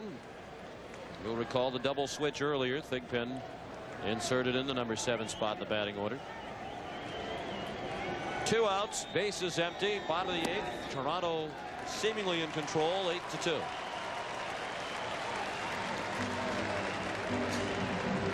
And after your late local news, we hope you'll stay tuned for The Late Show with David Letterman. His guests tonight are David Steinberg and Emmylou Harris. That's tonight on Late Show with David Letterman, following your late local news. If I'm not mistaken, David Steinberg is Canadian. I would imagine he's a Blue Jay fan. Huge following in Canada, obviously, for both the Montreal Expos and the Toronto Blue Jays. Kevin Stocker is the hitter, and he looked at a strike. Wow. Dwayne Ward popping them out there. Our audio man, the best in the business in our opinion, Bob Seiderman, celebrating a birthday tonight. All of us on CBS Baseball want to wish Bob a happy birthday.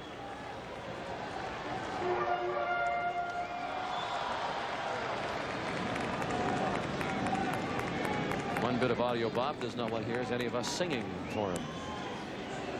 Tried that the other night on your birthday. We have plenty of cake left from the other night. Yeah, we do. Stick a few candles in it. Cox strikes out Stocker, and that ends the inning.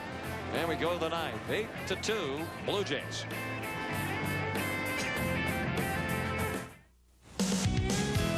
Hey, what's this? You've been driving imports for years.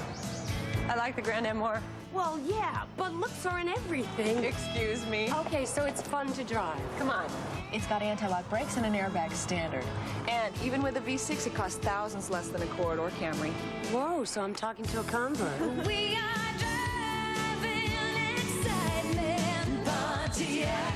It feels good to be driving American again. Pontiac, Pontiac. Oh, Mr. Energizer Bunny, out for a stroll.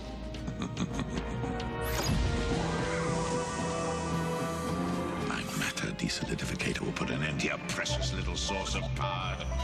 Your hippity-hoppity days are over.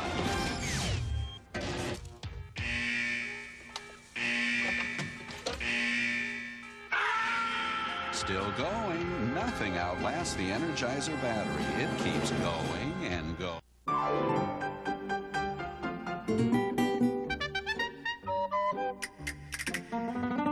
The great masters. They defined civilization in Europe for centuries. Now we're defining civilization on the way there. United Airlines' renowned international service to 15 cities all across Europe. Come fly the airline that's uniting the world. Come fly the friendly skies. This is a Goodyear Aquatread, and this is a gallon of water. Aquatread's deep groove design channels water away. At highway speeds, it moves a gallon of water every second for outstanding wet traction. Aquatread, only from Goodyear. Enterprise Rent-A-Car. Look to us for special delivery. Call us. We'll arrange to pick you up at your home, office, or repair shop. That's special delivery. That's Enterprise. The Bob you love is back, and this time he's got Betty White and Jerry Burns. Spank my little rear and watch me go. Not metaphorically, of course. The new Bob premieres Friday. This copyrighted telecast is presented by authority of Major League Baseball and may not be reproduced or retransmitted in any form without the express written consent of Major League Baseball. Well, the concert must be over across the street at the Spectrum because Madonna has made her way into the vet to catch the final innings of Game 3 of the World Series. We're heading to the 9th. It's 8-2 Toronto. And Paul Molitor will lead off. Chance for Molly to put the finishing touches on a big night. He tripled to drive in 2 in the first and scored. He had a solo home run in the third. He walked and scored in the 7th.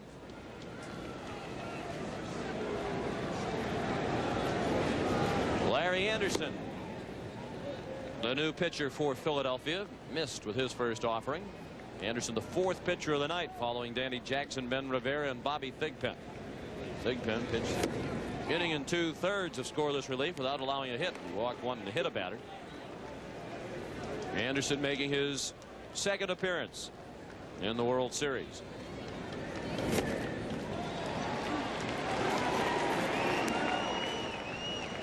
And Molitor remains the only man in World Series history with 5 hits in 1 game. That was in '82 for Milwaukee. Stalker has to hurry. Safe. And Molitor has his 3rd hit of the night. He's on base for the 4th time. It was a double clutch by Stalker, however, that allowed Molitor to get a hit. And an infield hit. You have to hurry, and Molitor running hard all the way beats the play.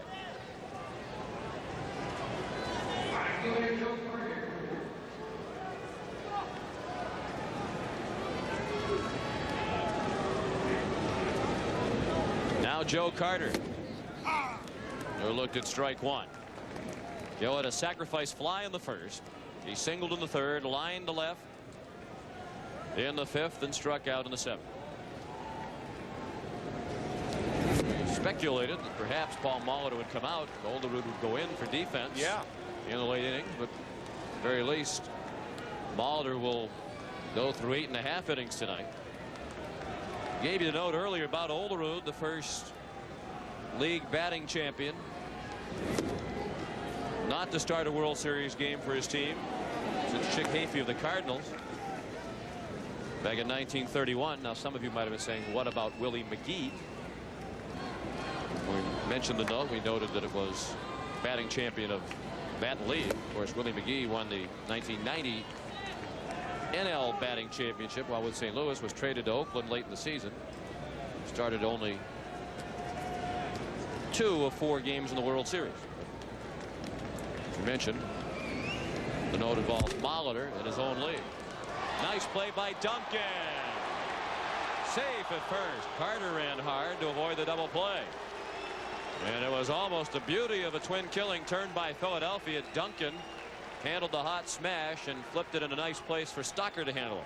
Not only the backhand of the one-hopper, Anderson just misses it, but watch how softly underneath the glove Duncan gives it to Stalker, and Carter is safe at first base. Fine play by Mariano Duncan.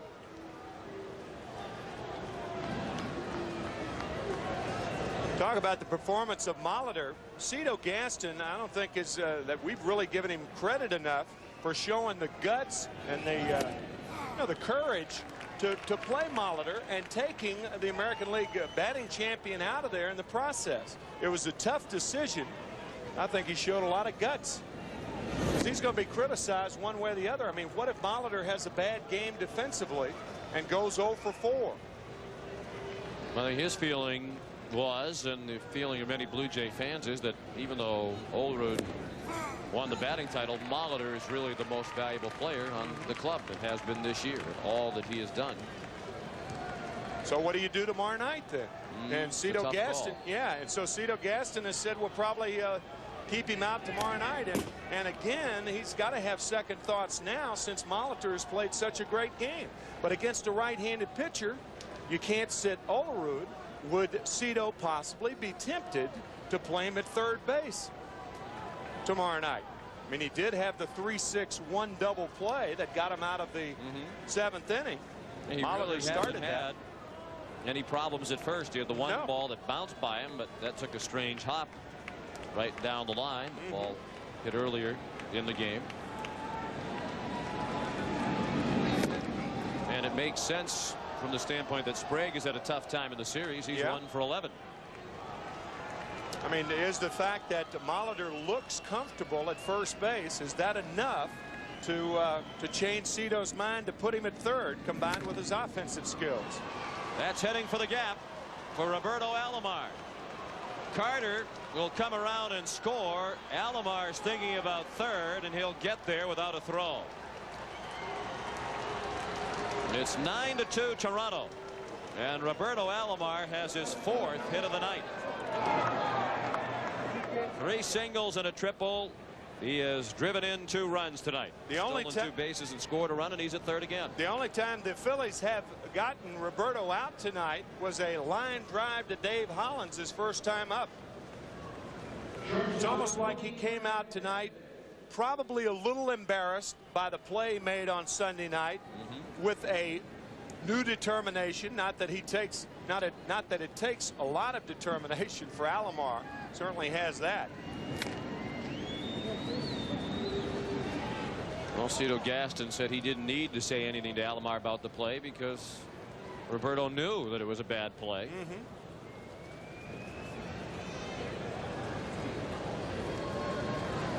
Tony Fernandez fouled the first pitch away. He has an infield hit, a sacrifice fly, and a walk tonight. Fly to right his first time up. Larry Anderson touched up for a run here in the 9th. The Jays with 12 hits now. The Phils have 8. It's 9-2 Toronto. The infield in for Philadelphia. On the outside corners, that's Mark Johnson. 1-2 on Fernandez with Ed Sprague on deck. Ready,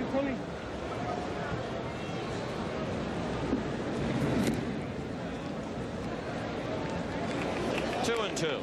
Phillies, keep in mind, were blown out of game 2 and 3 by the Atlanta Braves. They trailed 2 games to 1 and came back and won 3 in a row.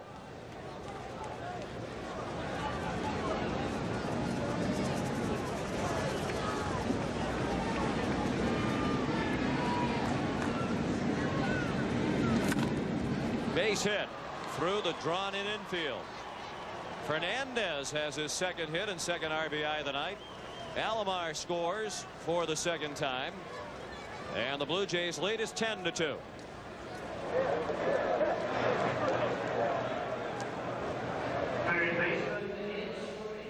So it seems apparent now that the Jays will take a 2-1 lead into tomorrow night's Game 4, which comes your way here on CBS at 8 Eastern time. First pitch at 8:12 tomorrow night. Actually, it's later today. At least in the Eastern time zone.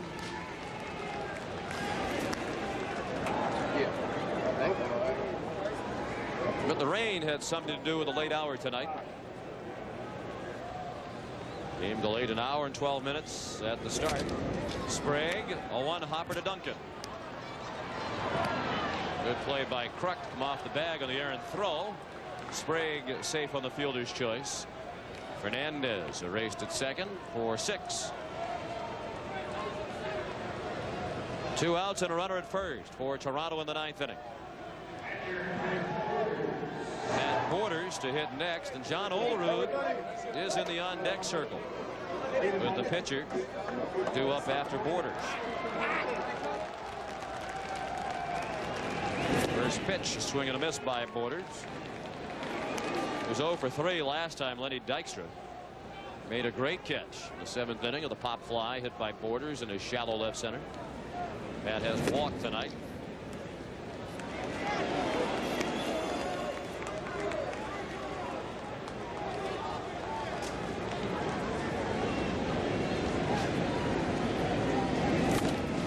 The pop up near the Phillies dugout. maybe a couple of rows back. 62,689 the official attendance here tonight. 62,689 at Veterans Stadium. A lot of them have gone home.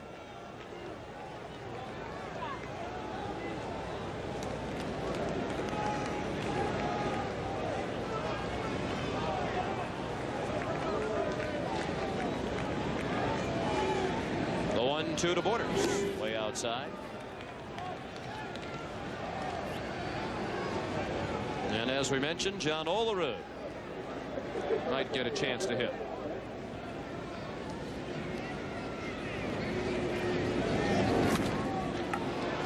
Dykstra snares the line drive. The Blue Jays get 2 more in the 9th, and as we go to the bottom of the 9th, it's 10-2 Toronto.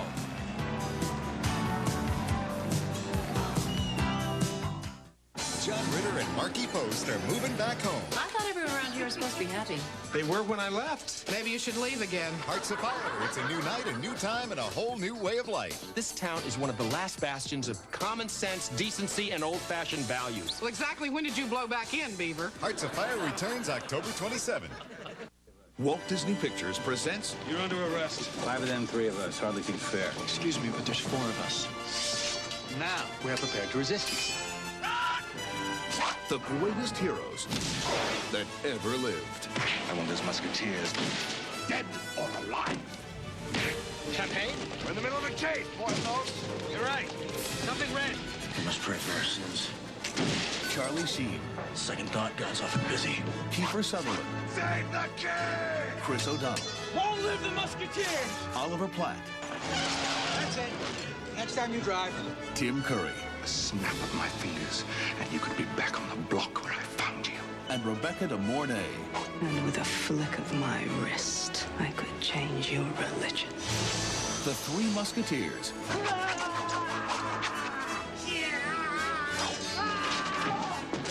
Rated PG. Starts Friday, November 12th. I can take care of myself in the ring, but in my car, I trust Meineke for safe, reliable brake service at a low price. Now more than ever, at Meineke, you're not going to pay a lot, but you'll get a lot. I guarantee it. I try to treat the people that I deal with like I would expect to be treated myself. You have to understand people. You have to understand what their needs are. Deliver more than you promise and hang in there till you get the job done. Century 21, rated most professional in real estate.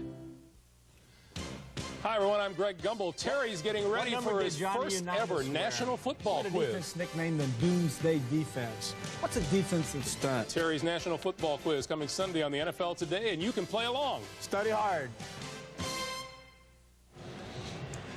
Our coverage of the 1993 World Series is produced by Bob Degas, directed by Bob Fishman. The associate directors are Steve Shear and Pete Macheska. The coordinating producer of Baseball 93 is Eric Mann. Baseball 93 produced by George Veras. The senior producer of CBS Sports is Ed Gorn. The executive, that's the second night in a row I've mispronounced that word, executive, in charge of production is Rick Gentile. Technical managers David Graham and Jim Ripple. Technical directors Jeff Ringel and Angelo DeTroia. And we appreciate the efforts of all of those fine people and the rest of our outstanding crew. Dwayne Ward in to get some work in what is obviously not a save situation in the bottom of the 9th, with the Blue Jays leading by 8. Milt Thompson came in as part of a double switch, and an infield hit and a run scored in the 7th inning, and is only at bat tonight.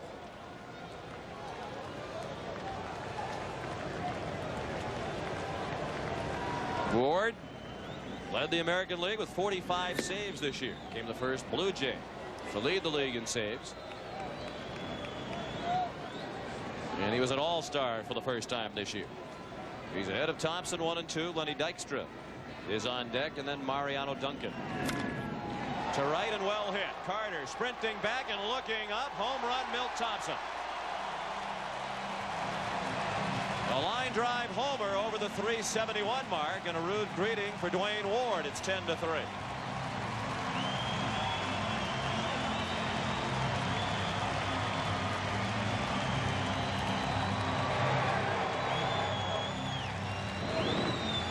This ball hit like a bullet out of here. Sometimes you have a short reliever come in for a tune-up, and if he gives up a couple of runs, you don't know whether from a mental standpoint he is better going back out there the second night in a row. Remarkably, Dwayne Ward has appeared in 6 postseason games, and all of the leadoff men have gotten on in all 6 games. And Milt Thompson not only gets on, he gets across. Dykstra out on the well-hit ball to Alomar. Well, of course, Phillies fans saying, what's so remarkable about that? Mitch Williams does that every time, too. Put the lead man on. Yeah, right. You expect it out of Mitch. Part of his repertoire, but not out of Dwayne Ward. 1 out in the 9th, 10-3 in favor of Toronto.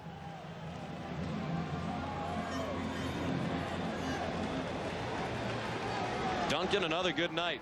2 for 4, 2 singles, an RBI. He knocked the mid off the hand of Borders with that foul ball. Duncan has 6 hits in the 3 games. He's 6 for 13. That is also the 3rd home run given up by Dwayne Ward in his 6 postseason appearances.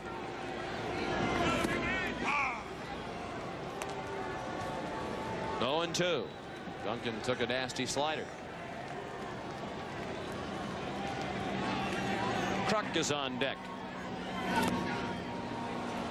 And the Blue Jays are 1 out away from victory in game 3 as Duncan goes down swinging for the 2nd out of the 9th. I guess it's a tale of 2 sides of the plate. The left-handers with all the success against Ward. Right-handed batters in postseason play. Of the 8 that have faced him, he has struck out 7. John Kruk has had a perfect night. 2 for 2. Single and a double. He's walked his last 2 plate appearances.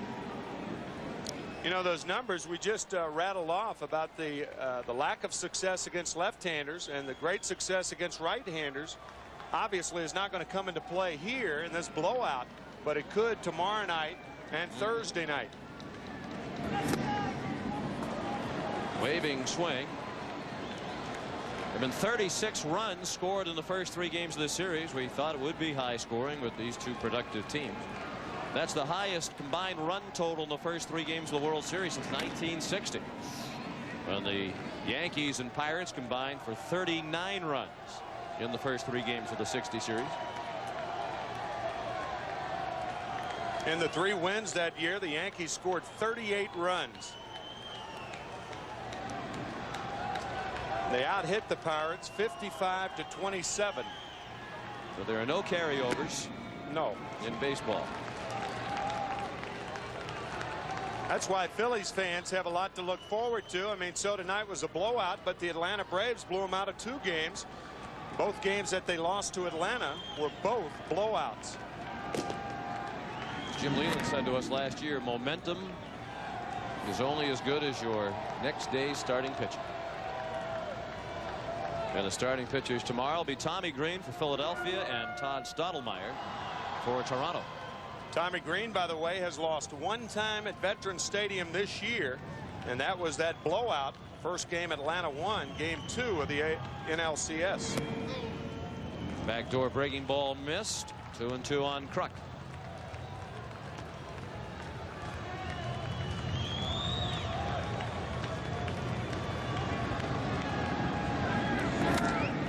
And he fought it off.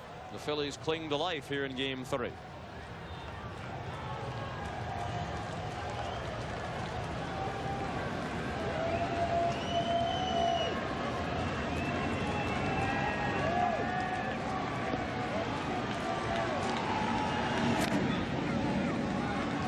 Kruk continues to foul off pitches. Should he keep the Phillies alive, Dave Hollins would have another chance to bat.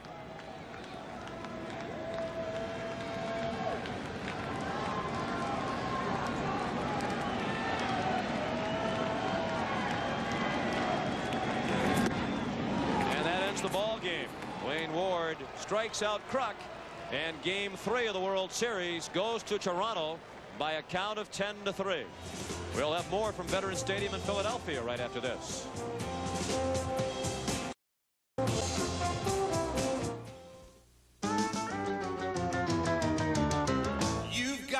attack the courses. You've got to master the machinery. You've got to use all your resources. It's not really that difficult to earn the name Goodwrench. All it takes is all you've got. Goodwrench, raising the standards of performance on the track and in your GM dealership. I'll tell you where the time goes. Every year I spend 3,000 hours sleeping, 500 hours commuting, 2,000 hours working. Then I get this idea, boing. Every day for lunch I order one of McDonald's extra value meals. Now I'm not only saving money, I'm in and out so fast I figure I'm saving 5-6 hours a week, huh? That's nearly 2 weeks of free time a year. So in 12 months, I'm gonna have all this extra cash, plus 2 extra weeks. And right now I'm thinking, Hawaii. What you want is what you get. What? At McDonald's today. Hold on. I don't just overnight the package. Yeah, sure. Overnight it. Might as well overnight it. Overnight this. Overnight the overnight. Overnight it. Overnight. Sometimes overnight is overkill. So kick the habit with Priority Mail from the Postal Service. It's not overnight, but it's fast delivery, special handling, and 2 pounds is only $2.90. Morning. Thanks. When overnight is overdoing it, remember, we deliver for you. Call and we'll start today. Everybody thinks programming a VCR is so incredibly complicated. Record Channel 3 Sunday, 7 p.m., 8 p.m. What's the problem? Magnavox, the only VCR with Smart Talk remote. Smart, very smart. Who makes the only TV with a smart sound feature, which ensures your volume will stay at normal levels, even when something like this comes on? Magnavox, smart, very smart. Yes! No use shouting, old man. CBS Sports coverage of Game 3 of the 1993 World Series is brought to you by O'Doul's from Anheuser-Busch. Premium beer taste without the alcohol. Pontiac and your local Pontiac dealer. We are driving excitement. The ingenious products from Magnavox. They're smart, very smart. And by Enterprise Rent-A-Car, the special delivery company. Time of the ball game, 3 hours and 16 minutes. The shortest game in the series today. Toronto wins Game 3. 10-3. The Chevrolet player of the game is Paul Molitor of the Toronto Blue Jays. He was 3 for 4 on base 4 times. He scored 3 and drove in 3. Among his hits, a triple and a solo home run. Chevrolet will donate $1,000 in the name of Paul Molitor to the Special Olympics. And now let's join Jim Gray. All right, Sean. Paul, what are you more proud of? The 3 hits you had, the home run, the triple and the single, or the double play you turned? Well, I'm not sure if it was a double play, but somehow I survived the defensive aspect of the game. It was a strange feeling after not being out there for a while, but thankfully, when I did make a couple mistakes, Pat picked me up on the mound. And the big thing is we got off to a good start offensively. Pat pitched well and regained the 1-game advantage, so it's nice to rebound the way we did. It's going to sound like a strange question, but are you going to play tomorrow? You know, right now I don't think that I will be playing, unfortunately. I'd love to be back in there and get a chance to be a part of hopefully going up 3-1 tomorrow night. But if Cito's comments before the game indicate anything, and that's he's going to go with Eddie at third and John at first tomorrow. I'd bench you too. Let's go back upstairs to Sean and Timmy. Okay, thanks. Thank you, Jim, and congratulations to Paul Molitor. Once again, the final score of Game 3, 10-3, Toronto. Back in a moment.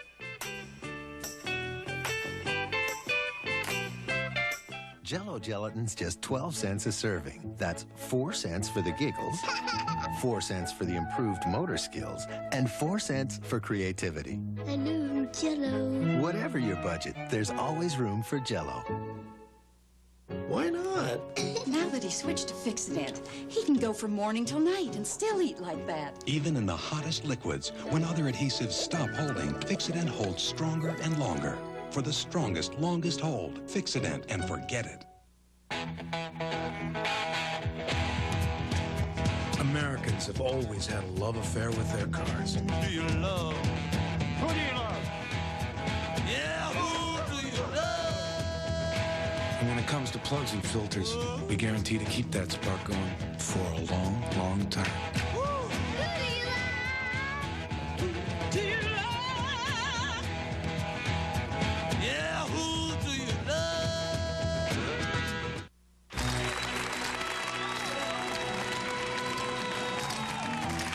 Corning presents an exciting debut, Pink Plus, a new insulation that's silky to the touch.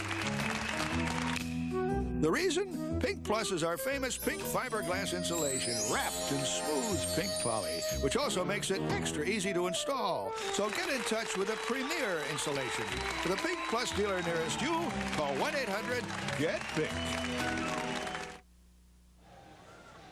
The Late Show with David Letterman comes your way following your late local news. Dave's guests tonight are David Steinberg and Emmylou Harris. Now for Tim McCarver, Pat O'Brien, and Jim Gray, I'm Sean McDonough saying so long from Veterans Stadium. The final score, Toronto 10 and Philadelphia 3. You have been watching CBS Sports coverage of the 1993 World Series. Good night from Philadelphia.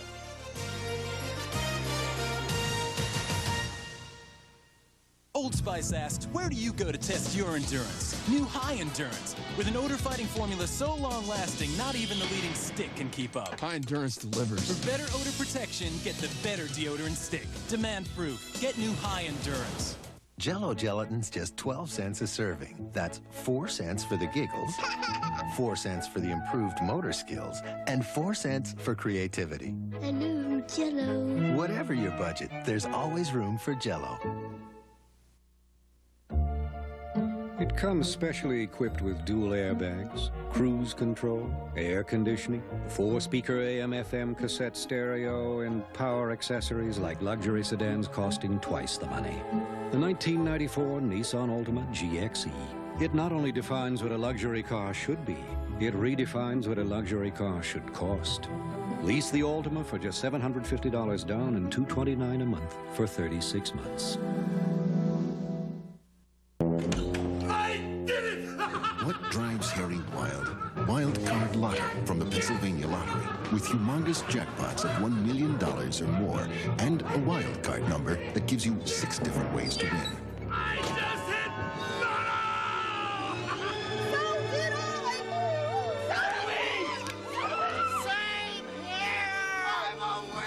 So play Wild Card Lotto and get a lot of ways to say. I won! I won! Tonight on Late Show with David Letterman, David Steinberg, and I was like a John Gotti of my neighborhood. Bo Jackson. I happen to be the best fielding pitcher in the league. They come from China, from Thailand, from England, Germany, France, and Australia. Every day, people from 33 countries across 5 continents come together in the friendly skies. United. Come fly the airline that's uniting the world. Come fly the friendly skies. When you look for champions, you look to CBS Sports. This is CBS. In the mood for something serious or something fun? There's the sporty Mazda Protege. Roomier than Mercedes 190E with an unsurpassed basic warranty. Now get $1,200 cash back, plus air conditioning or automatic transmission at no extra charge. Save up to $2,040 on the 93 Protege and have some serious fun. Mazda. It just feels right. Dear Midas customers, now save 25% on brake shoes or pads, guaranteed for as long as you own your car. And we'll fix the brakes on most cars the same day you call. That's the Midas way, the way it should be. And talk about the way it should be. Right now, Midas will give you 25% off brake shoes or pads. And with your 25% off, you'll also get a free oil change, a free lube, and a free filter. But you better hurry. This offer ends soon. You drive a car like this and you're going to be asked a lot of questions. Like, what kind of car is that? You say, it's an Eagle Vision TSI. They say, oh yeah, a Jeep Eagle. To which you respond, it's not a Jeep Eagle. That's where you buy it. Then you tell them all about its performance technology. Eagles do invite a lot of questions, but the next time someone calls an Eagle Vision a Jeep Eagle, you can tell them where to go. Test drive a new Eagle Vision at your nearest Key States Jeep and Eagle dealer today. WCAU-TV Philadelphia. Now, Ken Matz, Jane Robelo, Herb Clark Weather, and Ron Berg Sports. This is Channel 10 News. Good evening, I'm Jane Robelo. And good morning, I'm Ken Matz. And our top story tonight, well, that's okay. There's always tomorrow. The Phils fall to the Blue Jays in Game 3 of the World Series. As you just saw right here on Channel 10, Paul Molitor's first inning triple propelled the Jays to an early 2-0 lead, and Toronto never looked back, taking a 10-3 victory over our Phillies. The Jays now lead the series 2-1. Now, the game started 72 minutes late because of a rain delay earlier tonight. Yeah, others were more patient, saving their voices and waiting quietly for the game to begin, and it finally did at 9:24 this evening. Meanwhile, across the street at the Spectrum, Madonna was getting ready to strut her stuff. Her girly show brought out 14,000 fans, adding to the worries of the horrendous traffic gridlock in the area around Broad and Patterson. Well, while it was a stinker of a night for baseball and a good night for music in South Philly, the traffic nightmare never really materialized. Earlier this evening, this was the scene from Chopper 10, a packed house at the Vet for the first game, for the first World Series game in Philadelphia in 10 years. The crowd came with great expectations, and most of them hung in there for the duration of the game right up until the last couple of innings. And right now, with the game over, I guess folks are still continuing to file out of the Vet, voicing determination that the Phils will regroup and come back ready for Game 4 tomorrow night. Yeah, we're not worried about it much. Let's go live to the Vet now, and Channel 10's Dennis Woltering. Dennis, anybody still around? Well, there are a few people still around, Jane. Fans are streaming out of Vet Stadium right now saying, whoop, there it is, just the kind of loss they did not expect here tonight. But the Phillies fans have not lost faith. They still insist the Phillies are going to win this series. In fact, earlier tonight, you could feel the pride these fans have for the Phillies as people came in here for tonight's game. Go Phillies! As game time approached, thousands of fans streamed off the subway into the crush of people crowding into Veterans Stadium. We're going to have a good time tonight. The Phillies are going all the way. Game day programs here. Get your programs. After all the hype, the air was electric with Phillies mania. It was magic that I had these tickets, so it was magic in the air, and the Phillies are going to take it. You know, they've been fighting all the way. There's no reason for them to stop now. The fans betting on victory with prize tickets many had spent hours standing in line to buy. Got 8 tickets, so it was worth it. Got offered $2,000, but we're here. The fans came to the game wearing their loyalties like badges. You have the nerve to wear that hat? I thought this was the city of brotherly love, brother. A Phillies fan came armed with a sign responding to a Canadian headline that called his heroes the Philadelphia Bellies. Hey, they may be the Bellies, but they're going to get the job done, and that's all that matters in the long run. By the end of the 7th inning, the outcome of tonight's game seemed clear. Fans began streaming out of Vet Stadium saying they're disappointed but have not given up. It was a disappointing loss, but it's been a great season, and I think we'll be back tomorrow. What about the rain? Did that affect anything? In the beginning. I think that's what people leave. They was ready to play, and they had to sit down, start up, sit down. That got a lot to do with it. The Blue Jays jumped right out on them, too. So the Skies and the Blue Jays rained on the Phillies parade tonight, but the fans are counting on the Phillies to pound their way back tomorrow and win this series in 6. Let's hope so. Live at the Vet, Dennis Woltering, Channel 10 News. Jane, Ken, back to you. Thanks, Dennis. Thanks, Dennis. And as the ball players and the fans dodged the raindrops at the Vet, Madonna fans were having a wild time in the warmth and comfort of the Spectrum right across the street. Channel 10's Andrew Glassman was in the middle of Madonna's girly show. They converged on the same intersection tonight, but it was by no means difficult to separate the fans headed for the Phils from those with a date with Madonna. These guys, for instance, bet the Vet. While this appeared to be the more appropriate dress tonight at the Spectrum. Some Phillies fans were seen bringing leather fielding gloves to the game. Many Madonna goers were seen in leather outfits that fit like a glove. An unusual sound from this man on his way to the ball game. Papa don't preach, I'm in trouble. The all too familiar sound of Madonna fans on their way to a concert. As the star descended upon her stage, the question arose, which ticket is really the one in vogue? I got Madonna tickets. I don't have Phillies tickets. I'll trade even up. Superbox Madonna for any seat in the Phillies. Are you serious? Serious. Don't just stand there. Let's get to it. Strike the pose. There's nothing to it. Oh. I mean, the Phillies game, there's a whole bunch of games going on, but there's only one Madonna night, and that's tonight.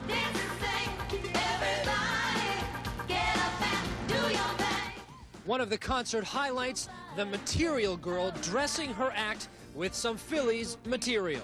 Both crowds had to share in the common experience of driving down here and parking, and it was crowded, but it seemed like everything worked out well. You may be asking yourselves, The fans at the Vet, well, they had to put up with the rain outside, while the fans at the Spectrum were safe under the roof.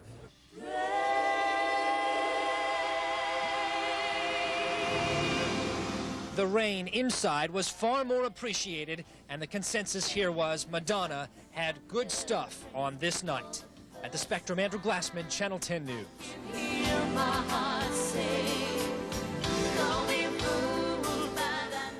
Well, that was a good show. We're glad for those fans. But now let's get back to baseball. A lot of folks hung right in there all night long through the rain delay into the wee hours of the morning to watch the game right here on Channel 10. Channel 10's Arthur Fennell spent the night with some die-hard fans of South Philly. And Nart, anybody still around where you are? Ken, I can barely hear you, but I just want to tell you this.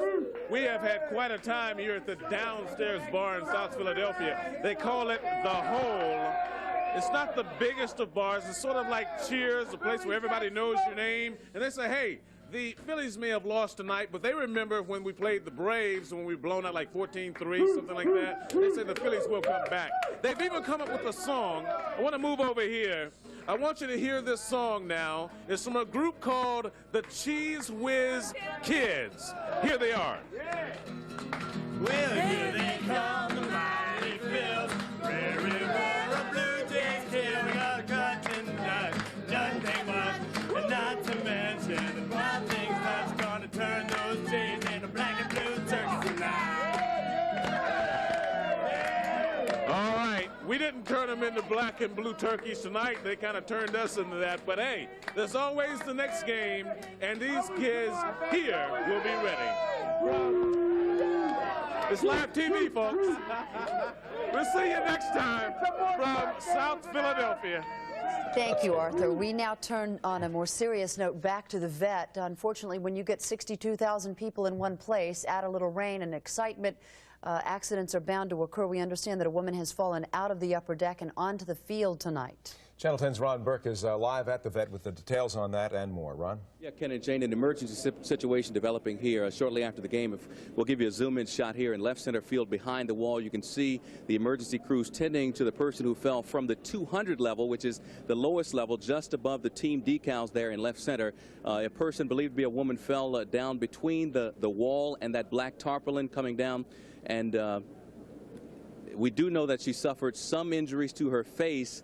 I am told that she was moving her legs and that a medevac helicopter will be landing in center field shortly to take her to a hospital. We're not sure the extent of her injuries, but she has been down there for the better part of the last 15 or 20 minutes. And we'll be monitoring that situation here inside the Vet. And if something develops, we'll have more on that later for you. Right now, this is Ron Burke live at the Vet. Back to you, Ken and Jane. All right, Ron. Thanks very much. Okay. Of course, we're going to continue with coverage of the World Series in sports. In the meantime, stay tuned because there is a lot more ahead. Ron Burke, Big Al Meltzer will have the highlights and the post-game reaction from the Vet. Also coming up later, what makes the wild thing wild? Channel 10's Herb Denenberg meets Phil's reliever Mitch Williams and finds the real man behind the legend. And don't forget, Game 4 of the series scheduled for tomorrow night right here on Channel 10. Airtime 8 p.m. right here on Channel 10, your Phillies World Series station. And on Thursday, before Game 5, Channel 10 presents another special on Phillies Fever. Join Jane Robilo, Arthur Fennell, Ron Burke, Janet Zapala, and the Channel 10 News team as we preview Game 5 and take in all the World Series excitement. That's Phillies Fever, Thursday night at 7, right here on Channel 10. And still ahead tonight on the Channel 10 News, a controversial movie scene is pulled after some deadly imitations in real life. Texas takes center stage as the candidates for New Jersey governor square off in debate. Stay with us as the Channel 10 News continues on a rainy World Series night in Philadelphia.